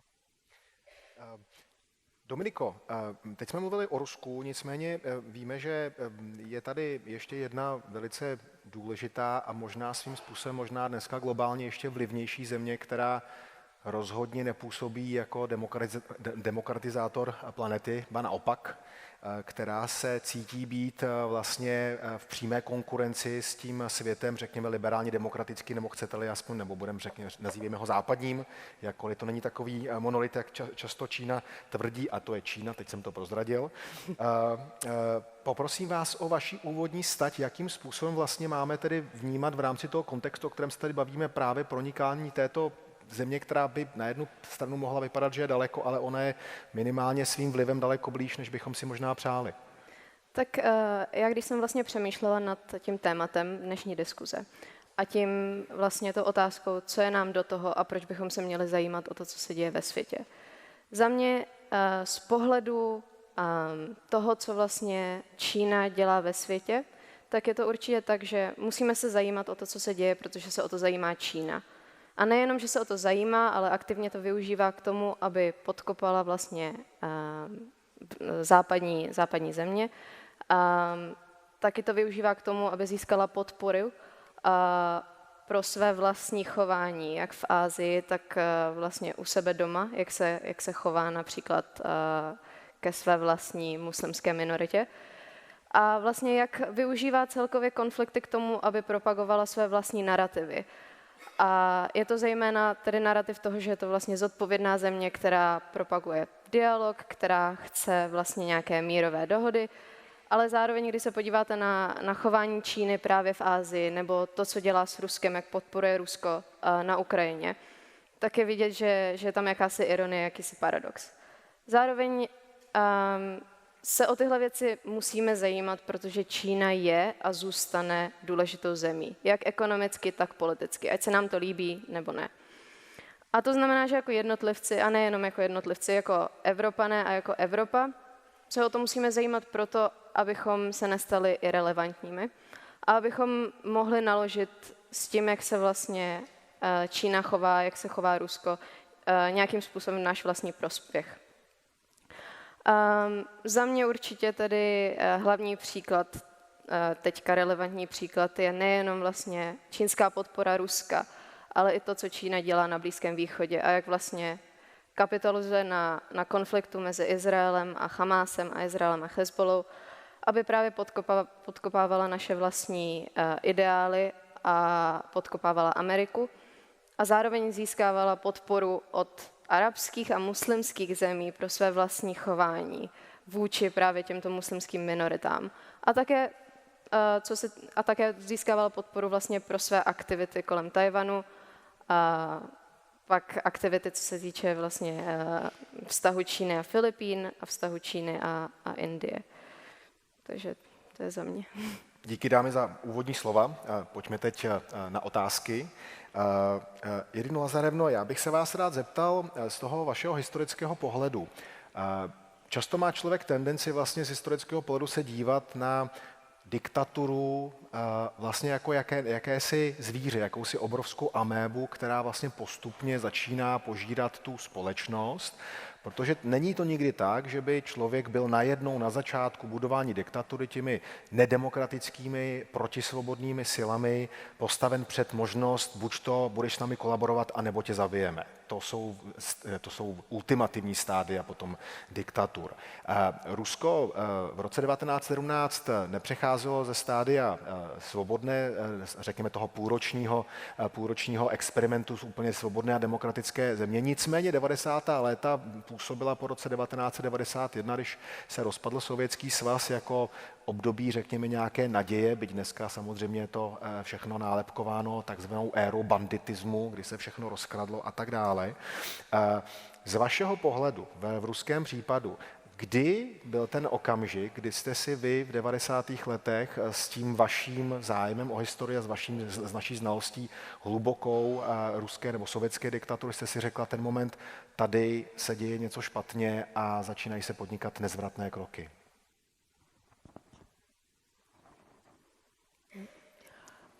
Спасибо за ваш вопрос.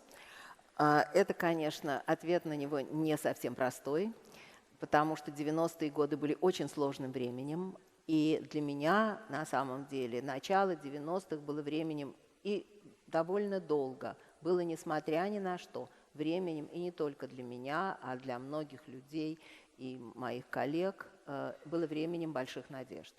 Потому что все-таки произошли кардинальные, сейчас, когда мы вот вспоминаем это время, мы все-таки думаем о том, что произошли фантастические изменения, которых мы никак не могли себе, так сказать, вообразить. Я уже несколько раз говорила, что если бы кто-нибудь мне еще в конце 88 года или даже в начале 89-го сказал, что пройдет 2,5 года и распадется СССР, или, а если уж говорить про Чехию, что Гавел станет президентом Чехословакии, то я подумала, что он сошел с ума. Значит, и произошли фантастические, действительно тектонические процессы. Была отменена однопартийная система, в России прошли первые, в СССР прошли первые свободные выборы. Отменена была цензура. Был принят закон о реабилитации всех жертв политических репрессий, был принят закон о доступе к архивам, невероятно прогрессивным, началась архивная революция. И для таких людей, как я, это, честно вам скажу, это заслоняло материальные тяготы этого времени. Мне казалось, что но вот сейчас, значит, вот сейчас мы это переживем, мы сейчас переживем, и не может не быть экономического кризиса после стольких лет этого, так сказать, этой коммунистической плановой экономики, но вот сейчас мы это все переживем, и все-таки Россия выйдет на путь демократии после таких-то изменений.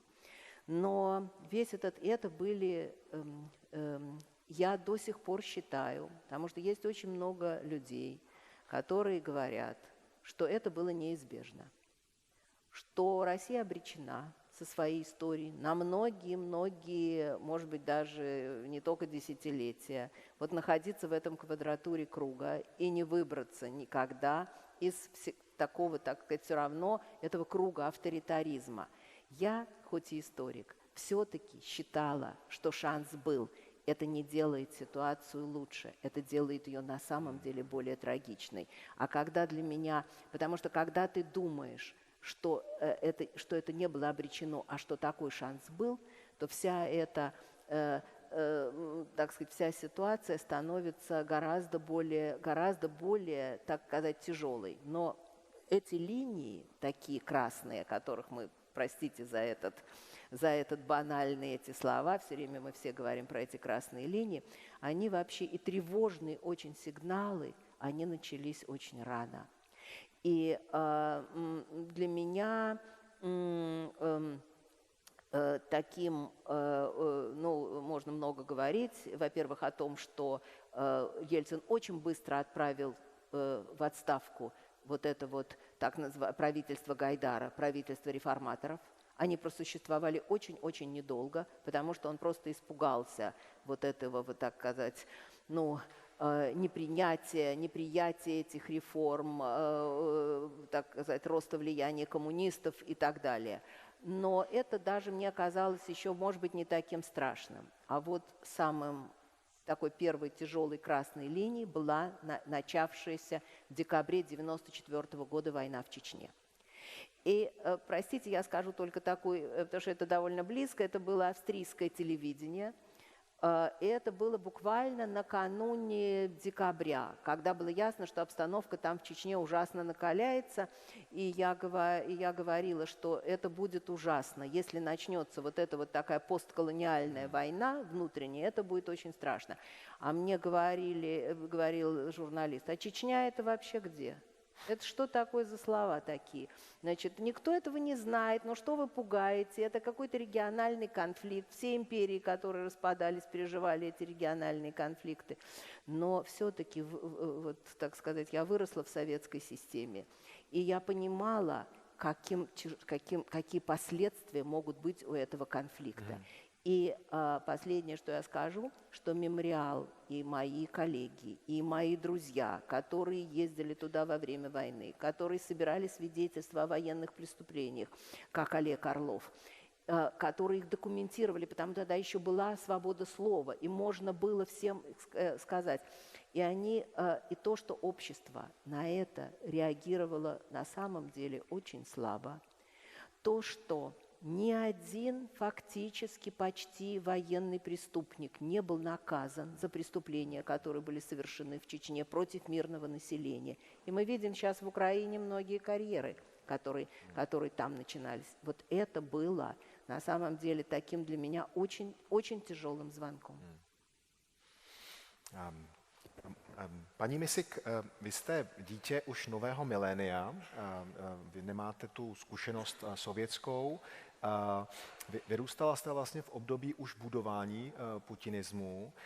Já vím, že často dostáváte dotazy, zvláště v Evropě, na strach. Já se vás zeptám na jinou věc. Když jste začala v tom roce 2019, když vám bylo 17 let a skutečně jste se postavila a udělala jste vlastně to, na co jste měla jako občan Ruské federace právo, to znamená požadovat práva, která jsou garantovaná ústavou. Co byla ta emoce, která vás vlastně vedla k tomu, že skutečně uděláte takto velice odvážný krok v době, kdy už Ruská federace zase měla potlačení masových demonstrací v roce 2011-2012, takže vy i vaše rodina věděla, co se tenkrát dělo. V roce 2019 už to bylo daleko dále. Jaká byla ta emoce, která vás tam vlastně dotlačila? Ну, все началось тогда, когда я просто так пришла на один из митингов. Меня пригласила подруга, и я просто решила, что это весело. И я абсолютно не разбиралась в политике и даже не интересовалась ей. А мне было 16. И там говорили много речей. И среди прочего я узнала о существовании политзеков. И для меня это было шоком. Ну, я просто всегда думала, что это что-то из СССР. Я и не знала, что и в России много политзеков. И тогда же, в день этого митинга, я увидела полицейский произвол и полный беспредел. И это все произвело на меня огромное впечатление. И именно тогда пути назад уже не было. Потому что, увидев это один раз, я уже не могла просто это игнорировать. И с тех пор я не пропустила ни одного митинга.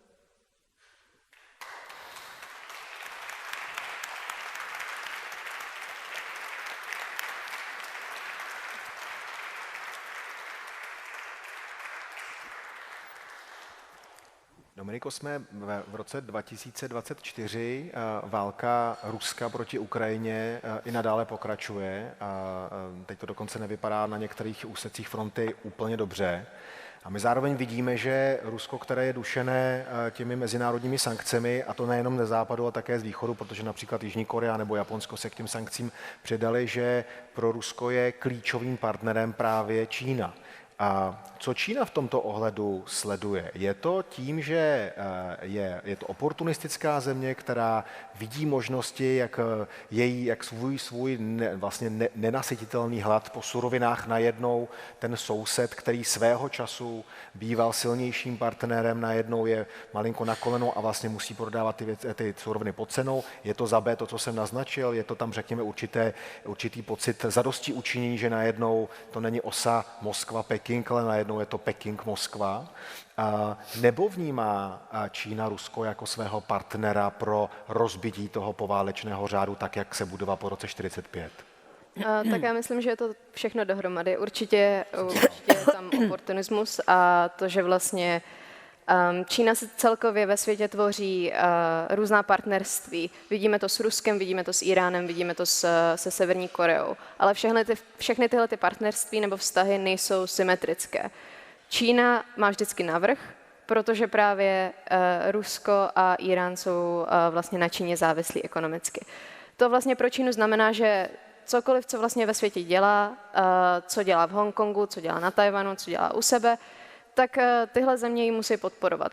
A vlastně dostává od nich podporu jak třeba v OSN, tak celkově, co se týče narrativu, to je velká věc pro Čínu. Tenhle ten narrativ, že je tam vlastně válka narrativu mezi Čínou a Amerikou. A zároveň je to právě snaha rozbít ten poválečný svět a podkopnout právě západní země, podkopávat naše values, a vlastně vytvořit nějaký nový režim, nový systém, a nový způsob toho, jak vlastně náš svět funguje.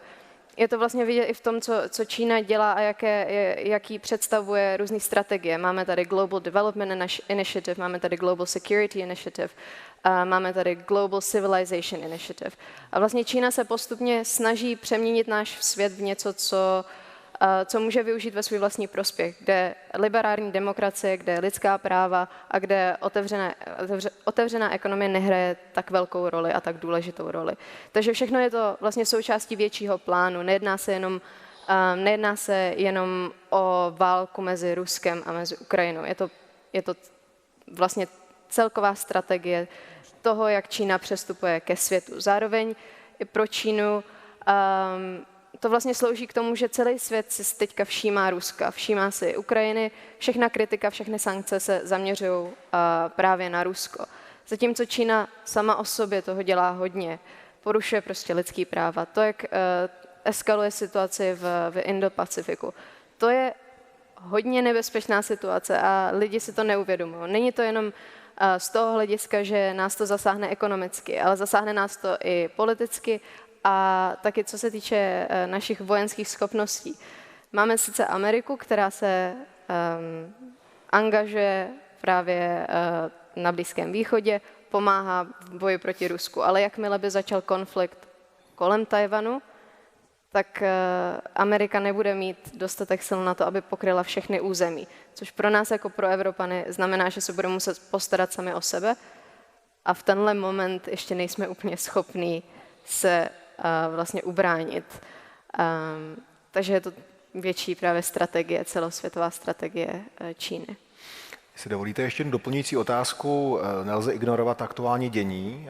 Včera proběhlo nikoliv bezprecedentní, protože už jeden precedent padl 13. dubna, ale včera padl, řekněme, historický rekord v počtu odpalených balistických raket jednou zemí, dokonce kterou nepřekonalo ani Rusko při útocích na Ukrajinu, a mluvím tady o íránském útoku na Izrael.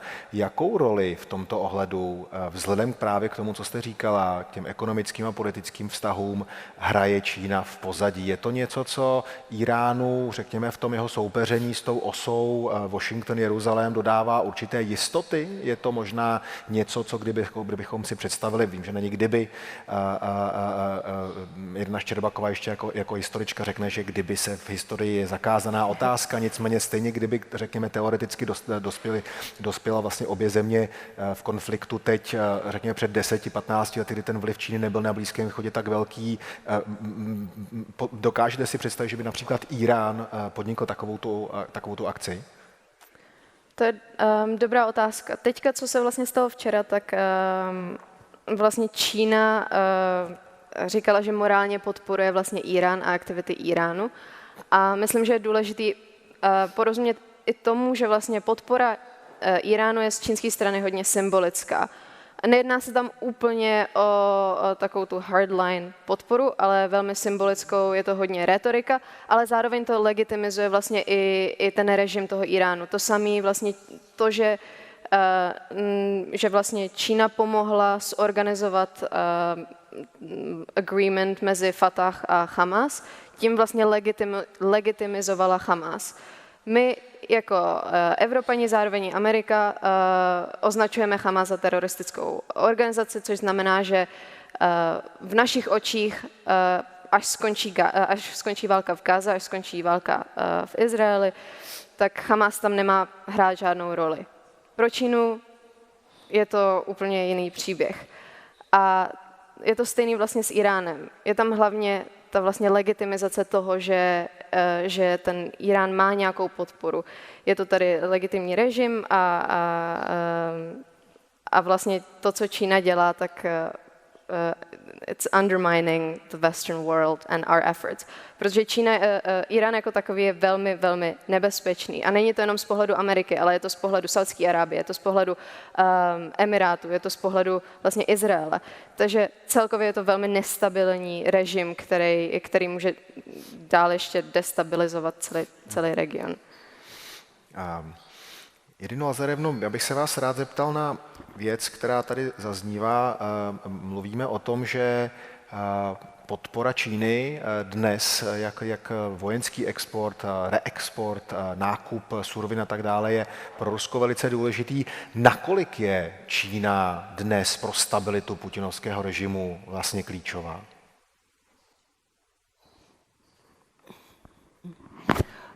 Ну, я, конечно, во-первых, ни разу не экономист, а во-вторых, конечно, я не специалист по Китаю, и большое спасибо, мне очень интересно слушать все, что вы говорите, потому что для, так сказать, России это правда жизненно важно.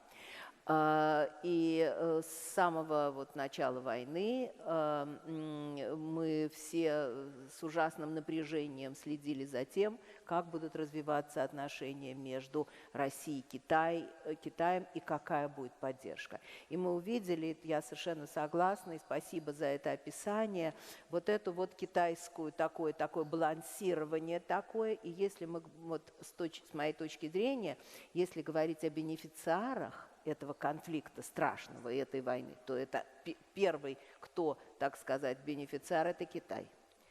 Ну, просто самым простым, так сказать, образом. Китай и так по границам России уже давно захватил экономическое влияние. Уже давно Дальний Восток находится под влиянием Китая.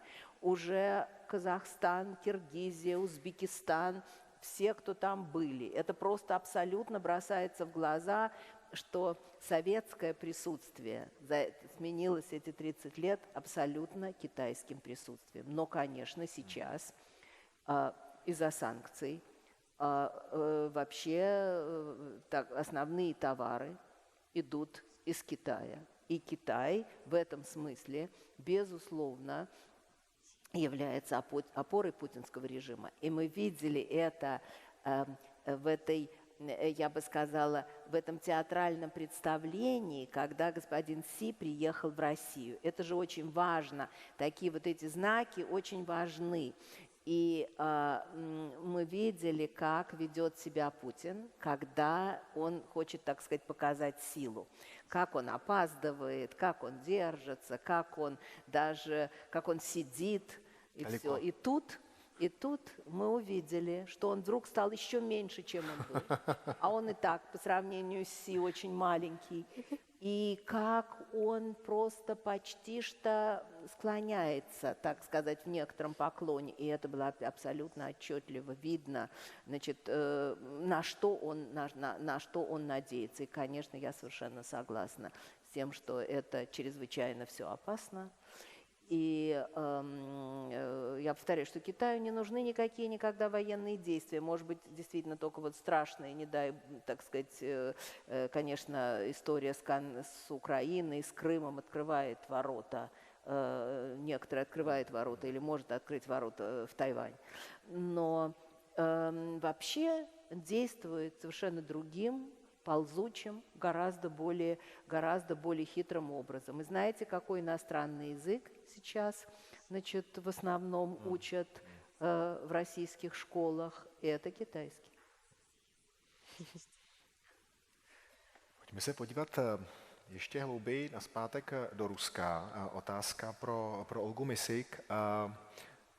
My víme, že existují průzkumy veřejného mínění, víme, že existují státní statistické úřady, vlastně jediný větší institut, který stále ještě vykazuje znaky nezávislosti, je Centr Levada.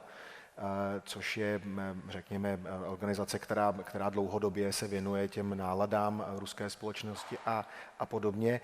Dá se odhadnout, jaká vlastně ve skutečnosti podpora putinovského režimu je? Zeptám se jinak, jak velká skutečně jako odhadujete podpora pokračující války?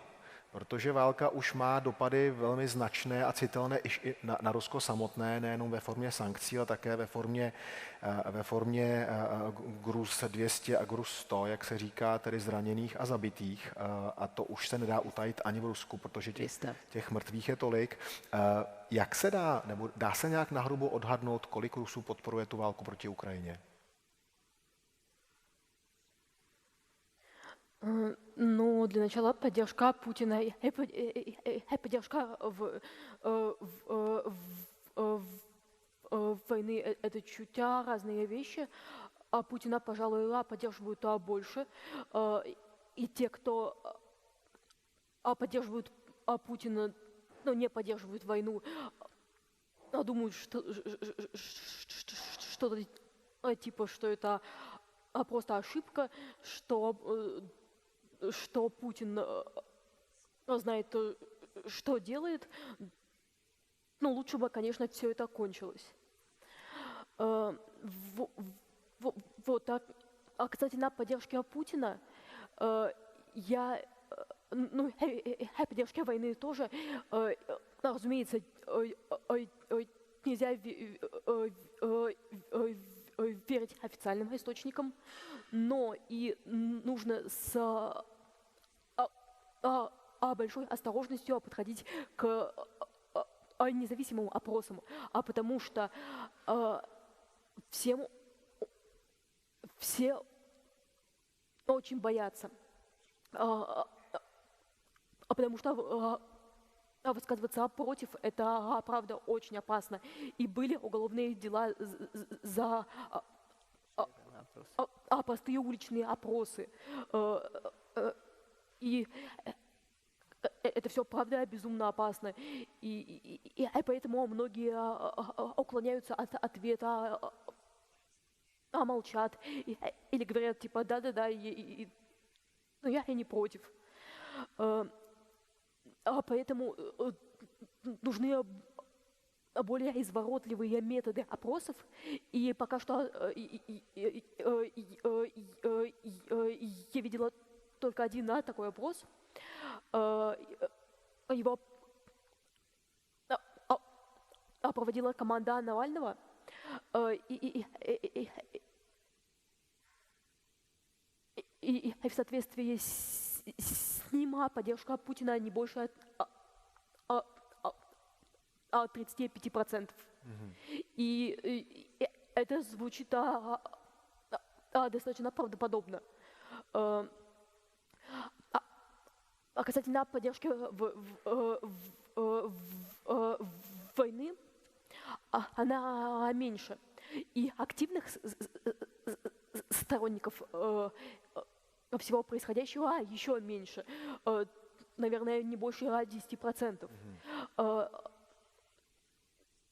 Еще, может быть, процентов от 20 думают, что ну да, бандеровцы, да, нацисты, но в целом и они погружаются в тему и не донатят на дроны и прочее. То есть это пассивная поддержка. Ну и определенные процента действительно особо не хочет разбираться и просто думают, что да они там сами разберутся наверху. Они умнее и будут делать то, что нужно. Mám vlastně podobnou otázku na Dominiku Rohovou. Přece jenom kulturně a jazykově je Rusko blíž, tam si malinko víc rozumíme. Existuje vlastně historicky existuje ruská diaspora v západní, ve střední, ve východní Evropě. Přece jenom malinko vidíme víc. Čína je dál, Čína používá jazyk, písmo, které je srozumitelné jenom několika šťastlivcům. Jak to je s podporou vlastně současného zahraničního kurzu uvnitř Číny. Já předpokládám, že to bude velmi podobně složitě odhadnutelné, protože těch nezávislých zdrojů pro takovéto průzkumy asi úplně nebude tolik, ale přece jenom existuje samozřejmě také čínský exil, nějaký zdaleka nejenom v Hongkongu. Dá se to nějakým způsobem kvantifikovat, odhadnout?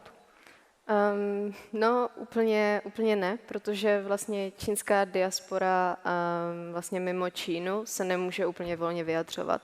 Je tady vlastně hodně analytiků, kteří se zaměřují na to vlastně, co se děje v Číně, snaží se popsat, co se v Číně děje a vlastně čínský chování a čínskou strategii, ale pak se sami stávají vlastně terčem čínské komunistické strany. A to ne, já jsem na to vlastně teďka nedávno dělala panel, kde jsem mluvila o ženách jako terč dezinformační války.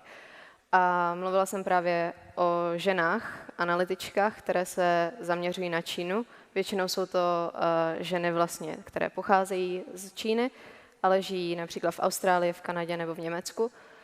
A to, jak se k nim Čína chová, se nedá ani popsat. Nejsou to jenom dezinformace na sociálních sítích, jsou to i dezinformace stylu falešných reklam, kde vlastně udávají jméno, číslo, adresu těch žen a říká, vlastně ta reklama je na to, že jsou vlastně prostitutky. A pak jsou i falešná pornografická videa. Dále taky Čína útočí vlastně na rodiny, které mají stále v Číně, protože často vlastně ty lidi, co jsou v exilu, tak jsou v exilu sami, nemají možnost, hlavně teďka po covidu, není možnost dostat jejich rodiny mimo Čínu.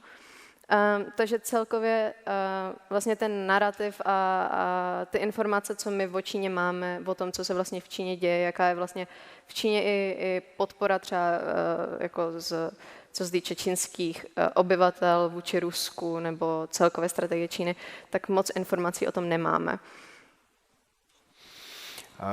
Mluvili jsme o tom, jaký je vztah nebo jaký je důvod, proč čínská vláda momentálně podporuje Rusko.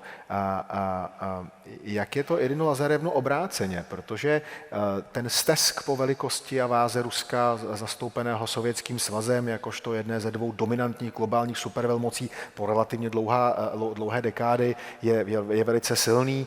Vy jste sama o tom mluvila v tom TED Talku, kdy Putin už před léty označil rozpad Sovětského svazu za vůbec největší geopolitickou katastrofu 20. století. Není tam jenom ta melancholie, ale samozřejmě musí tam být určitý vztek, je tam samozřejmě určité konspirační vysvětlování vlastní viny, proč vlastně se Sovětský svaz rozpadl, pochopitelně působením vnějších sil a tak dále. Spojené státy, Velká Británie nejsou nikdy daleko jakožto viníci, ale jaký je ten vztah vlastně té postsovětské, dneska ruské nacionalistické věrchušky směrem k Pekingu v momentu, kdy skutečně nastávají situace, které vy jste přesně popsala, kdy Putin je najednou ještě menší a takřka se uklání před svým čínským partnerem, před čínským prezidentem Xi Jinpingem. Jak to vlastně vnímají, řekněme, ty silové struktury, které vedou momentálně Ruskou federaci? Это очень интересный вопрос, и я не уверена, что я могу на него точно ответить, потому что ведь отношение к Китаю менялось на протяжении многих лет.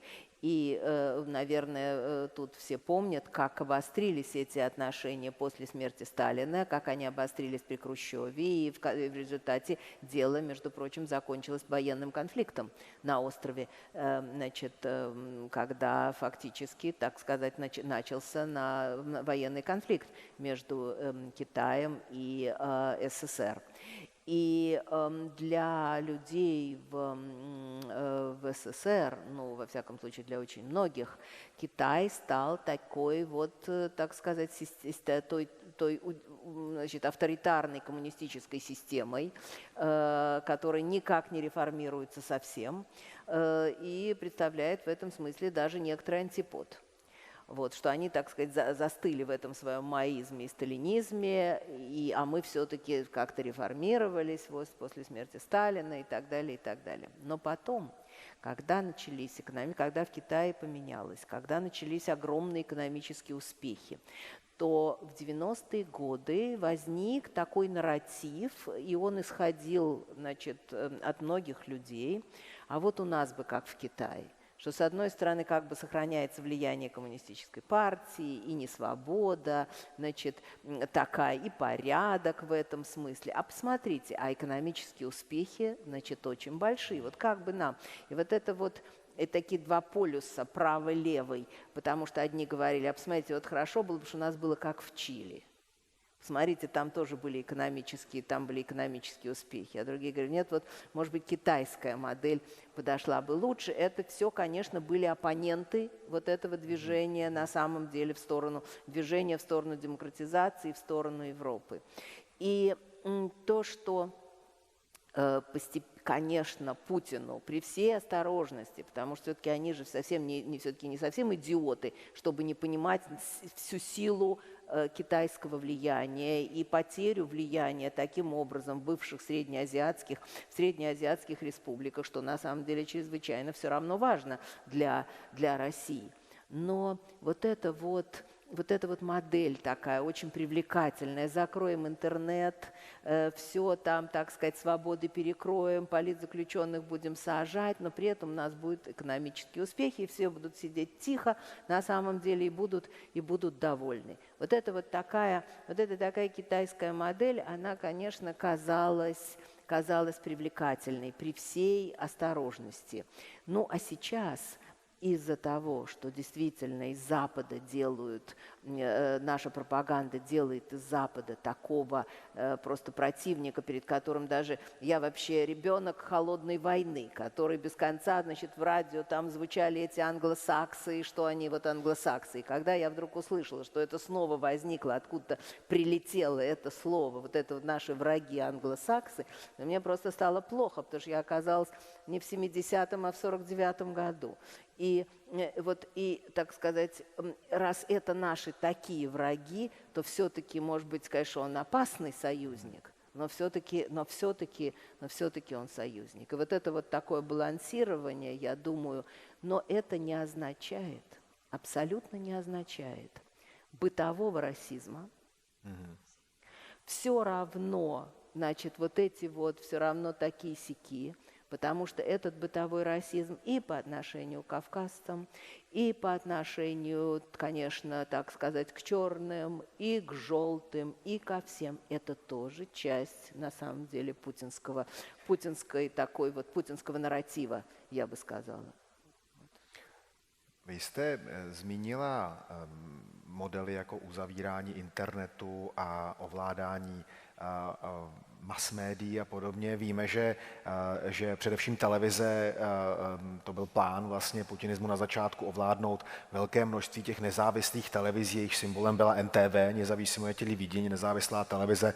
Já jsem ještě měl možnost natáčet v 90. letech, kdy to skutečně byla bašta nezávislé novinařiny, byť byla pochopitelně jako ostatní televizní stanice součástí toho oligarchického světa. Nicméně víme, že s vypínáním internetu je to trochu složité, je to trochu ošidné. Bez internetu se dnes neobejde ani Čína, ani Ruská federace. Takže vypnout úplně nejde úplně odstřihnout. Existují různé možnosti, jakým způsobem získávat informace ze zahraničí. Otázka pro Olgu Misik, která zná mladou generaci dvacátníků, třicátníků, kde berou lidé, pokud se chtějí informovat mimo oficiální kanály, kde mohou Rusové v Rusku sehnat informace, řekněme, ze západu nebo z východu, zkrátka informace, které nejsou produkovány zglajšaltovanými státními médii. Ну, есть множество независимых СМИ, как российских, так и зарубежных, которые в основном базируются на сайтах и в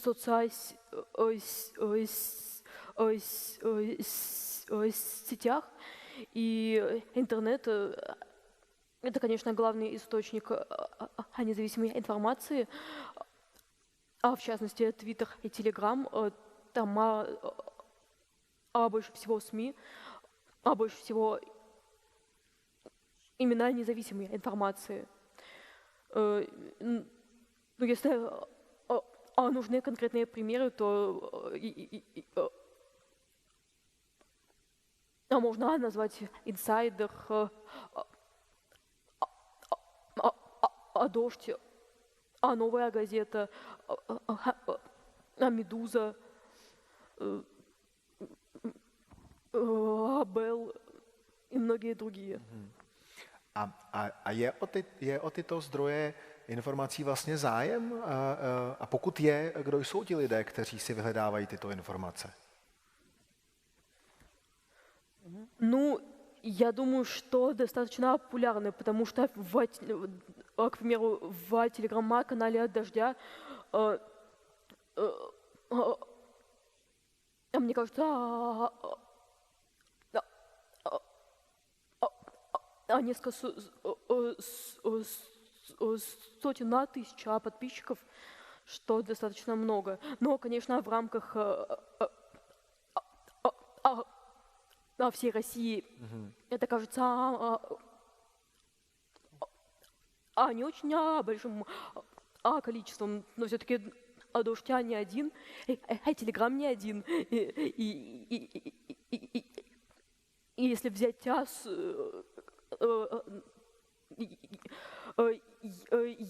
если бы можно было собрать всю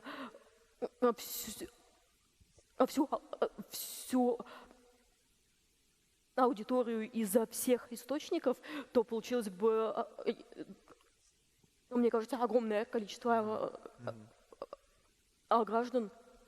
Tak to je optimistický aspoň údaj, který většinou moc nepřichází. Dotaz na Dominiku Urhovou. Pojďme zase malinko do té geopolitiky. Zájmy Ruska a Číny na Ukrajině před válkou nebyly stejné. Čína se snažila vybudovat z Ukrajiny, především díky jejímu vlakovému potenciálu, jakousi bránu do Evropy, když se jí to nedařilo úplně se zeměmi, jako je Česká republika, případně jako Maďarsko, protože to ne vždycky úplně vyšlo, nebo možná ta logistika nedávala úplně smysl a tak dále, byť ty pokusy pochopitelně i nadále jsou. Teď tedy možná převážil z pohledu Pekingu ten spíše politický zájem než ten ekonomický. Nicméně, pojďme se podívat na ten Blízký východ, protože na Blízkém východě probíhá momentálně válka, která, řekněme, do určité míry poutá, zvláště po včerejšku, opět větší pozornost než válka, která pro Evropu svým způsobem je důležitější, což je válka i nadále ruská agrese na Ukrajině. Kde jsou podobné, nebo kde se setkávají na Blízkém východě ruské a čínské zájmy, a pokud jsou tam i nějaké rozdíly, pokud jsou tam nějaké konflikty, tak naopak v jakých oblastech nebo v jakých zemích? Určitě tam je, já teda se nevěnuju moc Rusku na Blízkém východě, ale určitě jedna země je Sýrie, kde vlastně Čína podporovala vlastně ruský vliv. Ale pak Čína jako taková se zaměřuje zejména na země, jako je Izrael, jako je Saudská Arábie a jako jsou Emiráty. Zároveň jak pro Rusko, tak pro Čínu je vlastně Irán důležitý vlastně v tom ideologickém a geopolitickém boji proti Západu a proti Americe, kde vlastně Amerika do roku asi 2011, tak vlastně Blízký východ byl pro Ameriku velmi důležitý. Pak když přišel vlastně Barack Obama a rozhodl se, že se začne Amerika vlastně soustředit spíš na tu Asii, tak se toho ujalo Rusko a Čína. A zejména teďka, co se děje vlastně s tou válkou a jak na to reaguje Amerika tím, že podporuje Izrael a Evropa taky podporuje z větší části Izrael, tak pro Čínu a pro Rusko je to jakýsi jako window of opportunity, kde mají vlastně možnost na svoji stranu získat právě ty arabské země, které si nechtějí úplně vybírat mezi Západem a Východem. Zároveň, když začala právě válka na Ukrajině, tak hodně arabských zemí si nechtělo vybrat mezi Amerikou a Ruskem. A to byla vlastně obrovská výhoda pro Čínu, kde si hodně zemí řeklo, dobře, máme tady Čínu, která je ekonomicky silná, politicky silná a nechce po nás, abychom si vybrali, nechce po nás, abychom řešili lidský práva, nechce po nás, abychom se stavili na jednu nebo druhou stranu. Takže já myslím, že teďka je vlastně Čína tam má výhodu a celkově se zajímá o více zemí. To Rusko je tam hlavně v té Sýrii, kde tam podporovalo vlastně Asadův režim, ale pro Čínu vlastně ekonomicky velmi důležitá Saudská Arábie, Emiráty, protože tyhle dvě země se chtějí diverzifikovat nejenom co se týče jejich ekonomiky, ale i jejich vztahů, protože už se připravují na nějakou vlastně multipolární verzi světa, která v jejich očích vlastně přichází.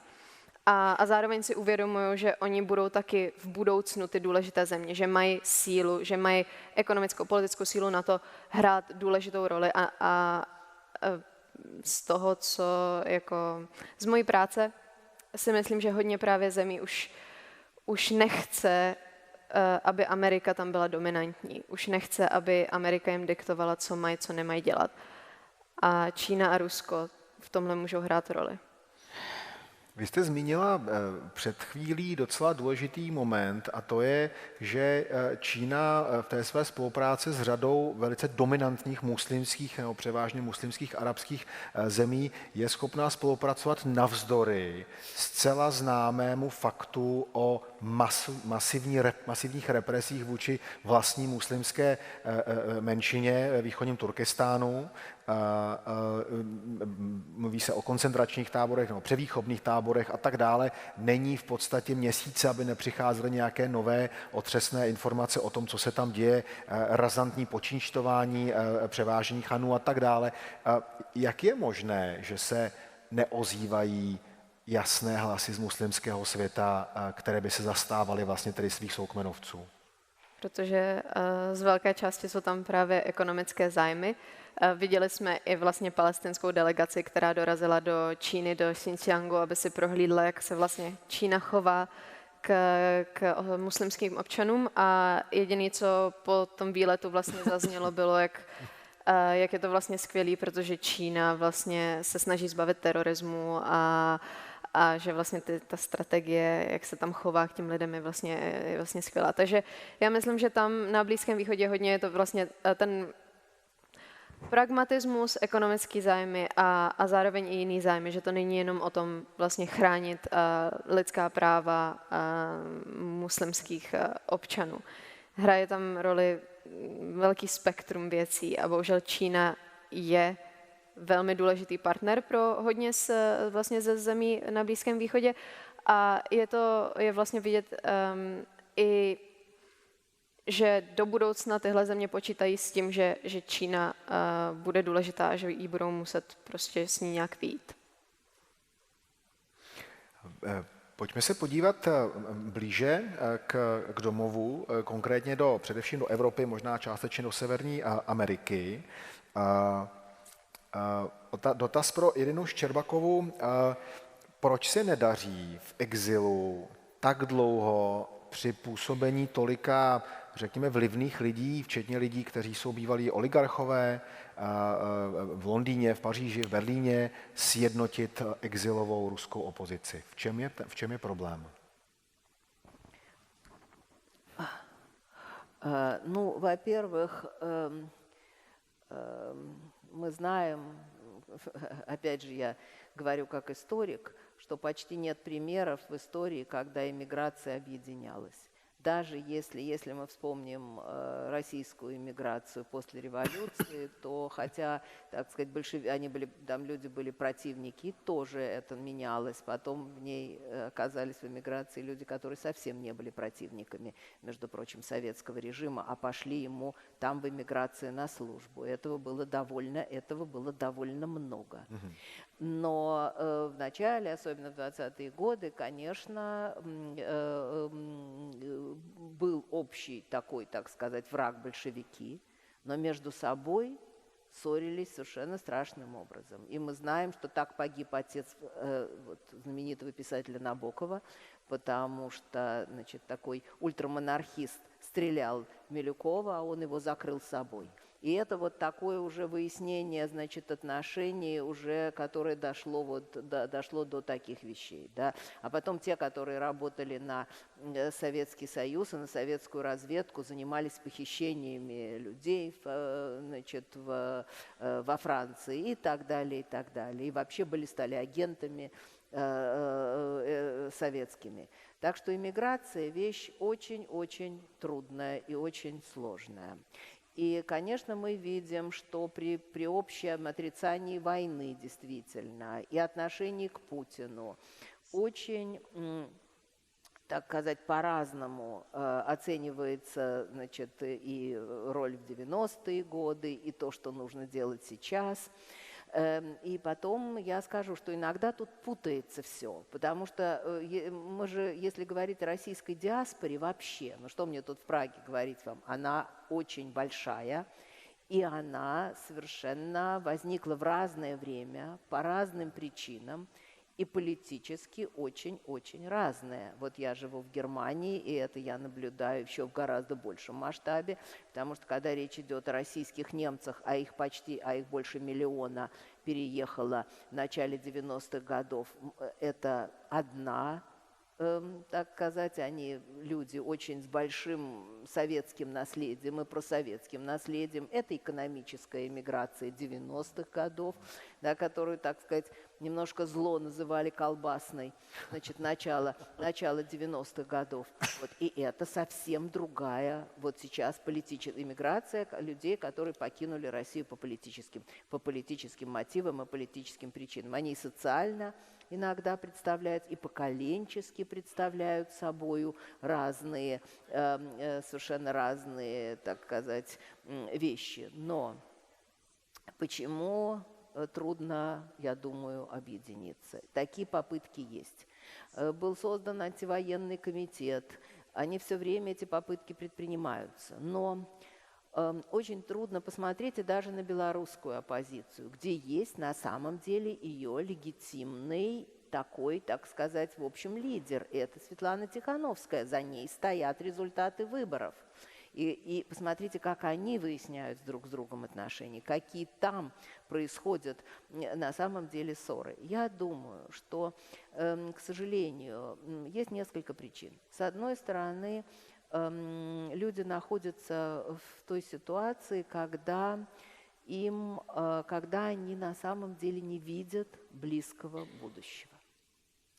И особенно тяжелая ситуация, в которой находятся политики, так или иначе. Потому что журналисты, те, которые работают в СМИ, у них есть все-таки задача. Им надо пытаться вот об этом Оля говорила, каким-то образом, кто их услышит, тот услышит, донести, значит, вот эту вот, так сказать, правду, то, что они видят, до, возможно, большего числа слушателей или зрителей. Я бы сказала, что даже у нас, у историков и правозащитников тоже есть свои задачи, на самом деле. Во-первых, история этого политического террора не знала границ в Европе, и также была в Восточной Германии, и в Чехословакии, и в Венгрии, и тут есть, что называется, очень большой опыт, и у нас есть очень много общих тем, и мы видим общие опасности. А наши правозащитники просто занимаются тем, что они собирают данные о преступлениях и внутри страны, и, так сказать, вне России военных преступлениях, работают вместе, между прочим, с украинскими правозащитниками, тоже распространяют эту информацию. Это очень важно. Все-таки, если думать о каком-то будущем, это конкретная задача. Доказать военные преступления совсем не так легко. Мы это знаем по судам, мы это знаем по Гааге, и нужно грамотно собирать материал. Поэтому какая-то задача есть. Что делать политикам?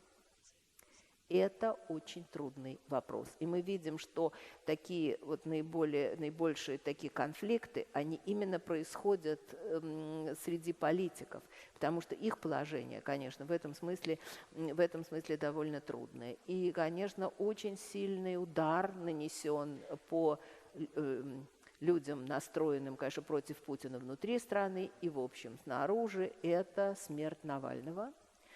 Потому что он был, конечно, все-таки наиболее яркий и харизматичный российский политик. И он все время придумывал разные способы, которыми как-то можно канализировать протест. Не всегда с ним можно было соглашаться, но он был в этом смысле человек совершенно творческий и очень убедительный. И вот из-за этого какого-то такого, я бы сказала, некоторой растерянности, непонимания того, все-таки какой отмерен срок и где свет в этом конце туннеля. И происходят между людьми очень такие, я бы сказала, тяжелые такие разборки, как говорят по-русски. И знаете, и это тоже такая вещь. До Путина ты не дотянешься в том смысле и до его пропагандистов, и для его соратников, потому что им наплевать, что про них думают, и что про них пишут, и как их ругают. А вот те люди, которые вроде бы из твоего же лагеря и также ненавидят Путина, и также ненавидят войну, вот с ними, так сказать, вот эта вот, так сказать, болезненность конфликтов с ними, я не знаю, точно ли я объясняю, это сложный момент, она, так сказать, выплескивается вот в это. Это просто признак того, что ситуация пока не обещает никаких быстрых просветов. Единственное, что, на мой-то взгляд, я, конечно, считаю, что надо использовать все возможности для объединения, все возможности, договариваться, идти на компромиссы, потому что вот эта разобщенность и выяснение отношений, и рассаживание по разным грядкам, и ссоры – это только ровно то, что хочет Путин. И хотя бы исходя из этой точки зрения надо пытаться объединяться. Но это, я повторяю, непростой вопрос. У меня еще один вопрос по поводу...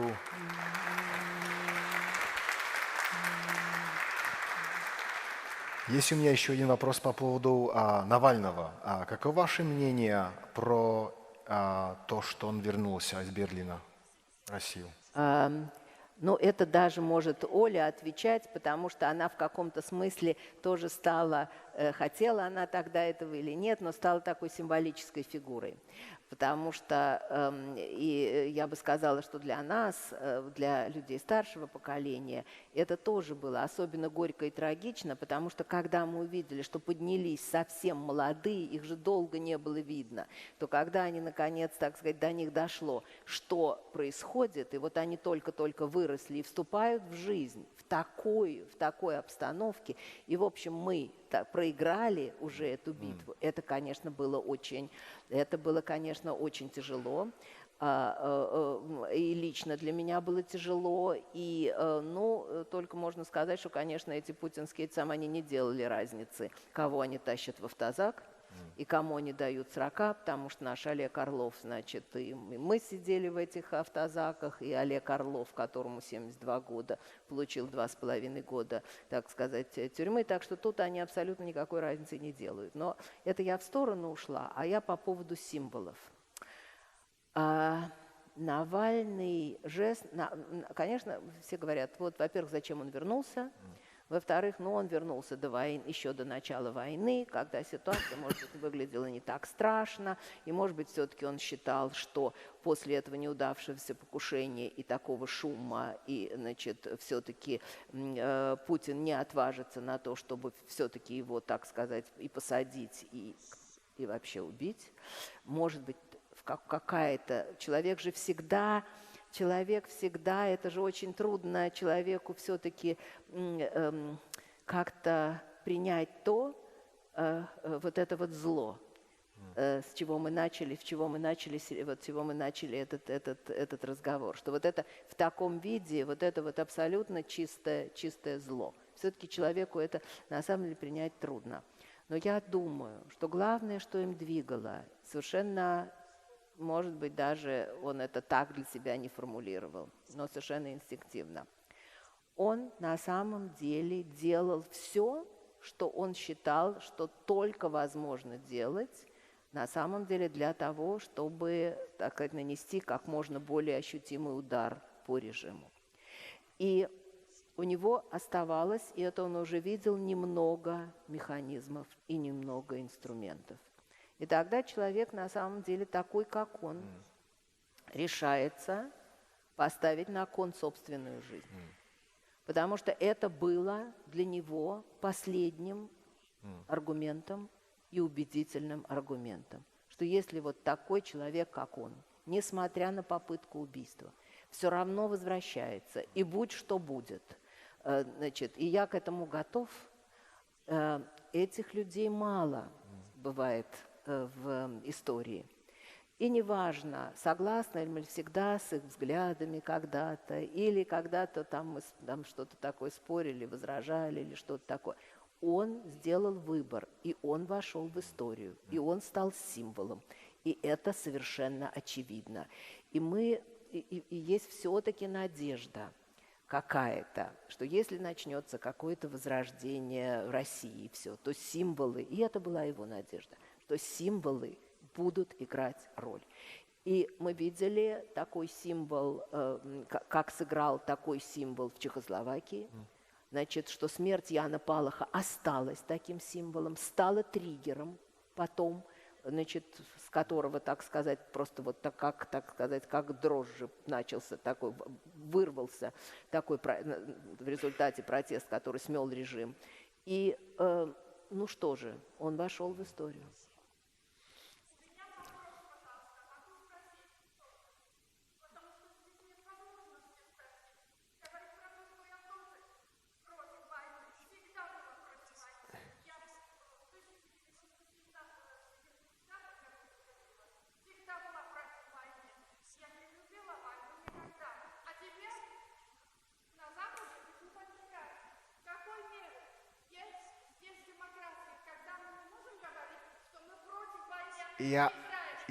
Извините. Так, хорошо. Это здесь уже произошло.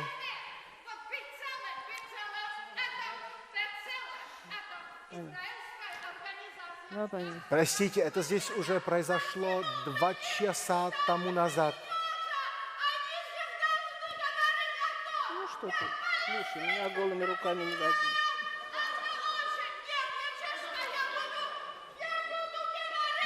Ничего, подождем, продолжим. Спасибо.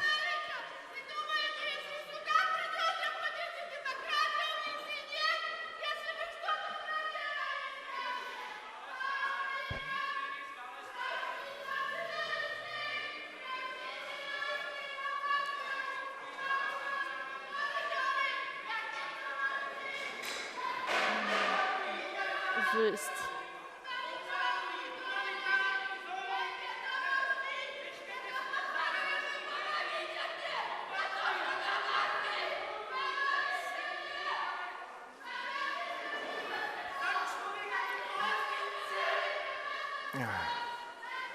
Dámy a pánové, já se omlouvám, tohleto se asi nedá vždycky vyloučit. Mě strašně... Děkujeme. Mě strašně mrzí, že aktivisté za nespochybnitelná práva Palestinců si nepořádají svoje akce, které by asi byly celkem v pořádku a ty protesty by mohly probíhat kultivovaněji. Takže já se za to omlouvám, pojďme pokračovat. Дорогие гости, извините, давайте продолжим. Да, но просто если я уж хочу сказать, что война, мы слышали, как кричит боль. Так. И даже если она носит такие страшные формы, и даже если ты, так сказать, не согласен с этой истерикой, это все равно боль, и это, конечно, кричит война. Конечно. И что тут скажешь? Вполне согласюсь.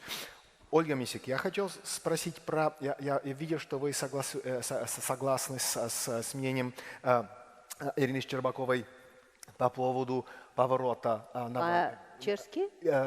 По-русски?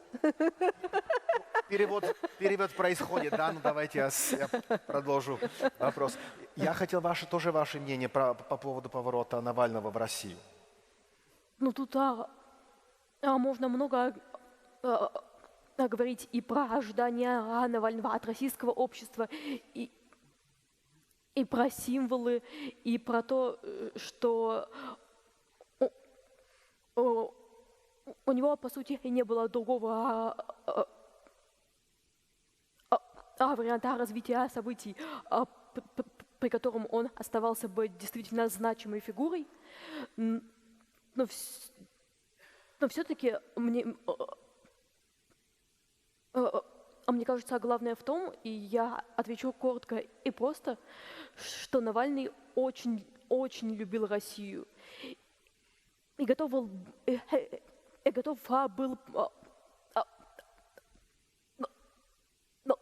пожертвовать ради нее своей свободой и своей жизнью. No a poslední dotaz, na který ještě máme čas. Dominiko, to bude na vás, budete mít závěrečné slovo. Dejte nám tipy a řekněme společensko-politicko-ekonomické a bezpečnostní, na co si máme dávat pozor tváří v tvář čínským ambicím a řekněme tady v Evropě, nikoliv na Blízkém východě, ale na co tady Čína cílí a co jsou ta hlavní rizika. Tak určitě, co se týče Evropy, tak bych si dávala pozor na vlastně země západního Balkánu, které vlastně všechny země západního Balkánu stojí o to přidat se do Evropské unie, stojí o to být vlastně na straně západu, ale zároveň balancují mezi právě Evropskou unii a mezi Čínou. Je to daný i kvůli tomu, že vlastně ten přístup do Evropské unie je komplikovaný, trvá to a ty země vlastně začínají trošku ztrácet vlastně hope. Naděje. Jo, děkuji. Ztrácet naději. A zároveň právě Čína jim dodává vlastně ekonomické prostředky k tomu, aby si zlepšili infrastrukturu, aby se nějak ekonomicky rozvíjeli. A myslím, že to je důležité říct, že pro Čínu vlastně lidská práva, nejdůležitější lidská práva nejsou svoboda projevu nebo individuální lidská práva. Je to právě právo k tomu ekonomickému rozvoji. A to už jsme tady slyšeli. A pro hodně zemí, jak třeba na západním Balkáně, tak i hodně zemí v Africe, a hodně zemí na Blízkém východu toto vnímá jako velmi atraktivní model. Myslím, že celkově Evropa by se neměla soustředit jenom na to, co se děje v Evropě. My máme teďka velkou možnost vlastně zapojit se i v jiných částích světa. Například Česká republika a právě s novou zvolenou komisí Evropského parlamentu, kde vlastně Česká republika dostala portfolio vlastně mezinárodní spolupráce. Je tam projekt Global Gateway, což je vlastně něco podobného jako čínský Belt and Road, mohlo by být, když se do toho pořádně zapojíme, budeme do toho investovat. A myslím, že pro nás by mělo být důležité zapojit se víc se zeměma vlastně, s rozvojovými zeměma, se zeměma třetího světa nebo globálního jihu, jak je chcete nazvat. A neměli bychom se starat jenom o to, co Čína dělá v Evropě. My vlastně už cítíme to riziko, vlastně Evropská unie jako taková a individuální země už se soustředí na de-risking od Číny, aby zmenšili nějakou závislost na Číně, ale je potřeba dělat víc a je potřeba dělat víc věcí i mimo Evropu, aby právě i ty ostatní země měly na výběr mezi Čínou a nějakou jinou alternativou, která by mohla být lepší. A to je vlastně v návaznosti i na lidská práva. Když my budeme dělat víc mimo Evropu, tak nám to poslouží k tomu, aby vlastně jsme vyvíjeli větší tlak na Čínu, aby přestala dělat to, co dělá v Hongkongu, přestala dělat to, co dělá v Xinjiangu. A vlastně tím i podporovali naše vlastní hodnoty a to, jak chceme, aby náš svět vypadal. To je hezký závěr, budeme doufat, že třeba se probudíme. Dámy a pánové, Dominika Urhová, Olga Misik a Irina Štěrbaková. Díky, dámy. Спасибо большое. Спасибо вам. Thanks to Jakub Santo and all of his guests. And thank you very much for your attention, for your resistance and patience. Thanks for the strong debate we had. Thank you very much.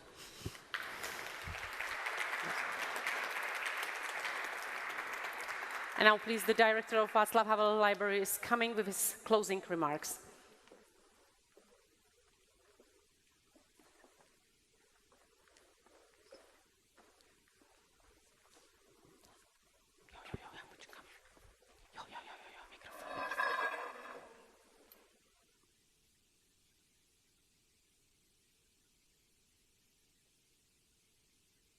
Ladies and gentlemen, dear guests, I thought that this was going to be the easiest part of my responsibilities tonight, and I would just go through the list of sponsors and people and organizations that helped us organize this afternoon.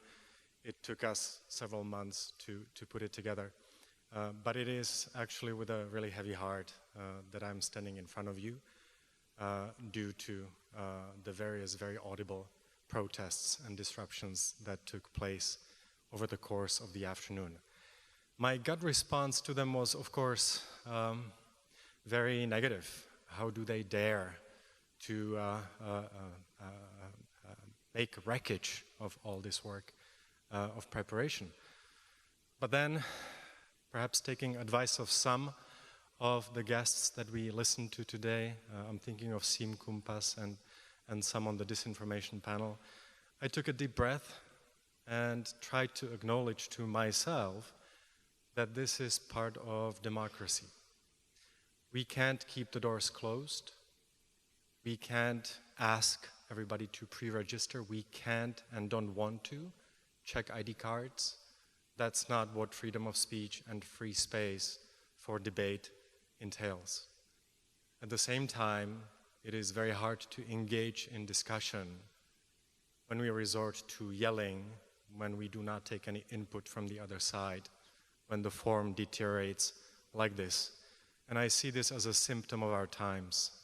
We are less and less able to communicate with each other, perhaps because of social media and the echo chambers and rabbit holes that they dig us in, perhaps of the deterioration of our social and family relations, perhaps of the chaos that powers like China or the Russian Federation are trying to instill in the Western world. And to that extent, this conference has been a reflection.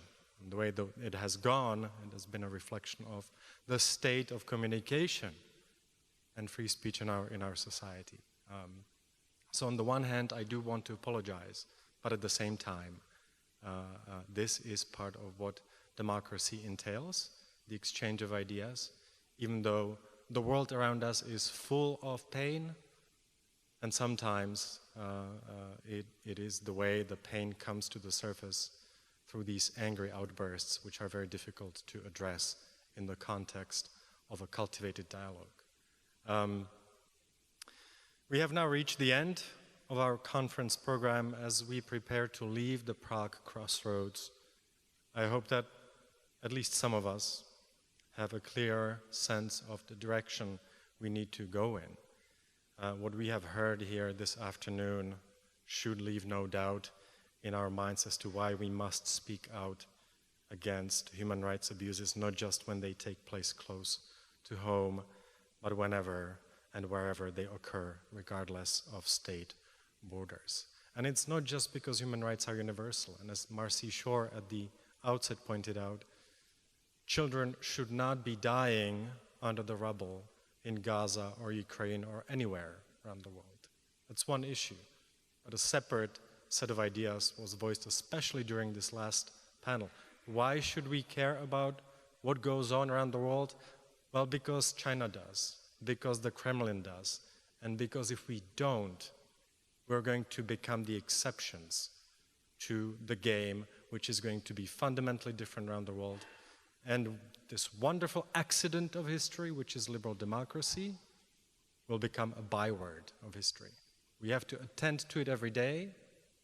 It's a process which never ends, and we have to garner enough courage to continue and get through the difficult moments, such as have taken place this afternoon, and not pause.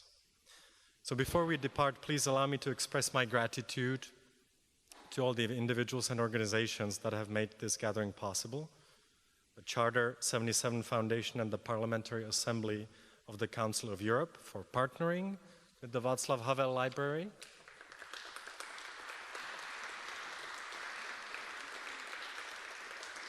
to the Czech Ministry of Foreign Affairs and the Sekera Foundation for providing financial support,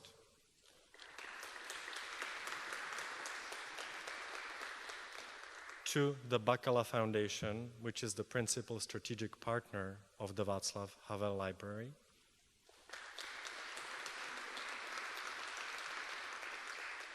to Czech Radio Plus and Radio Free Europe for providing the conference with media coverage,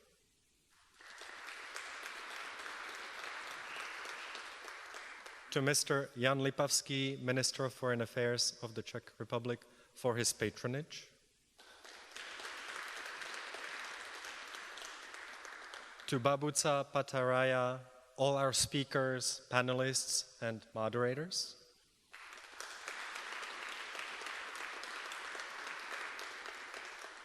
to the Office of the Government of the Czech Republic for assistance with arranging some of the speakers, especially on the last panel, and to Theatre Divadlo X10, which will accompany the conference with a performance at the Václav Havel Library starting at 8 p.m. So it's about to start in about 10 minutes in Ostrovní, the performance of Finist Jasný Sokol, a Russian play. Last but not least, I want to thank you all for your attendance. It was a pleasure to see so many of you here, although at times we had to face some difficult moments and negotiate our way through them. But I do look forward to seeing you again on this occasion next year. Have a good evening.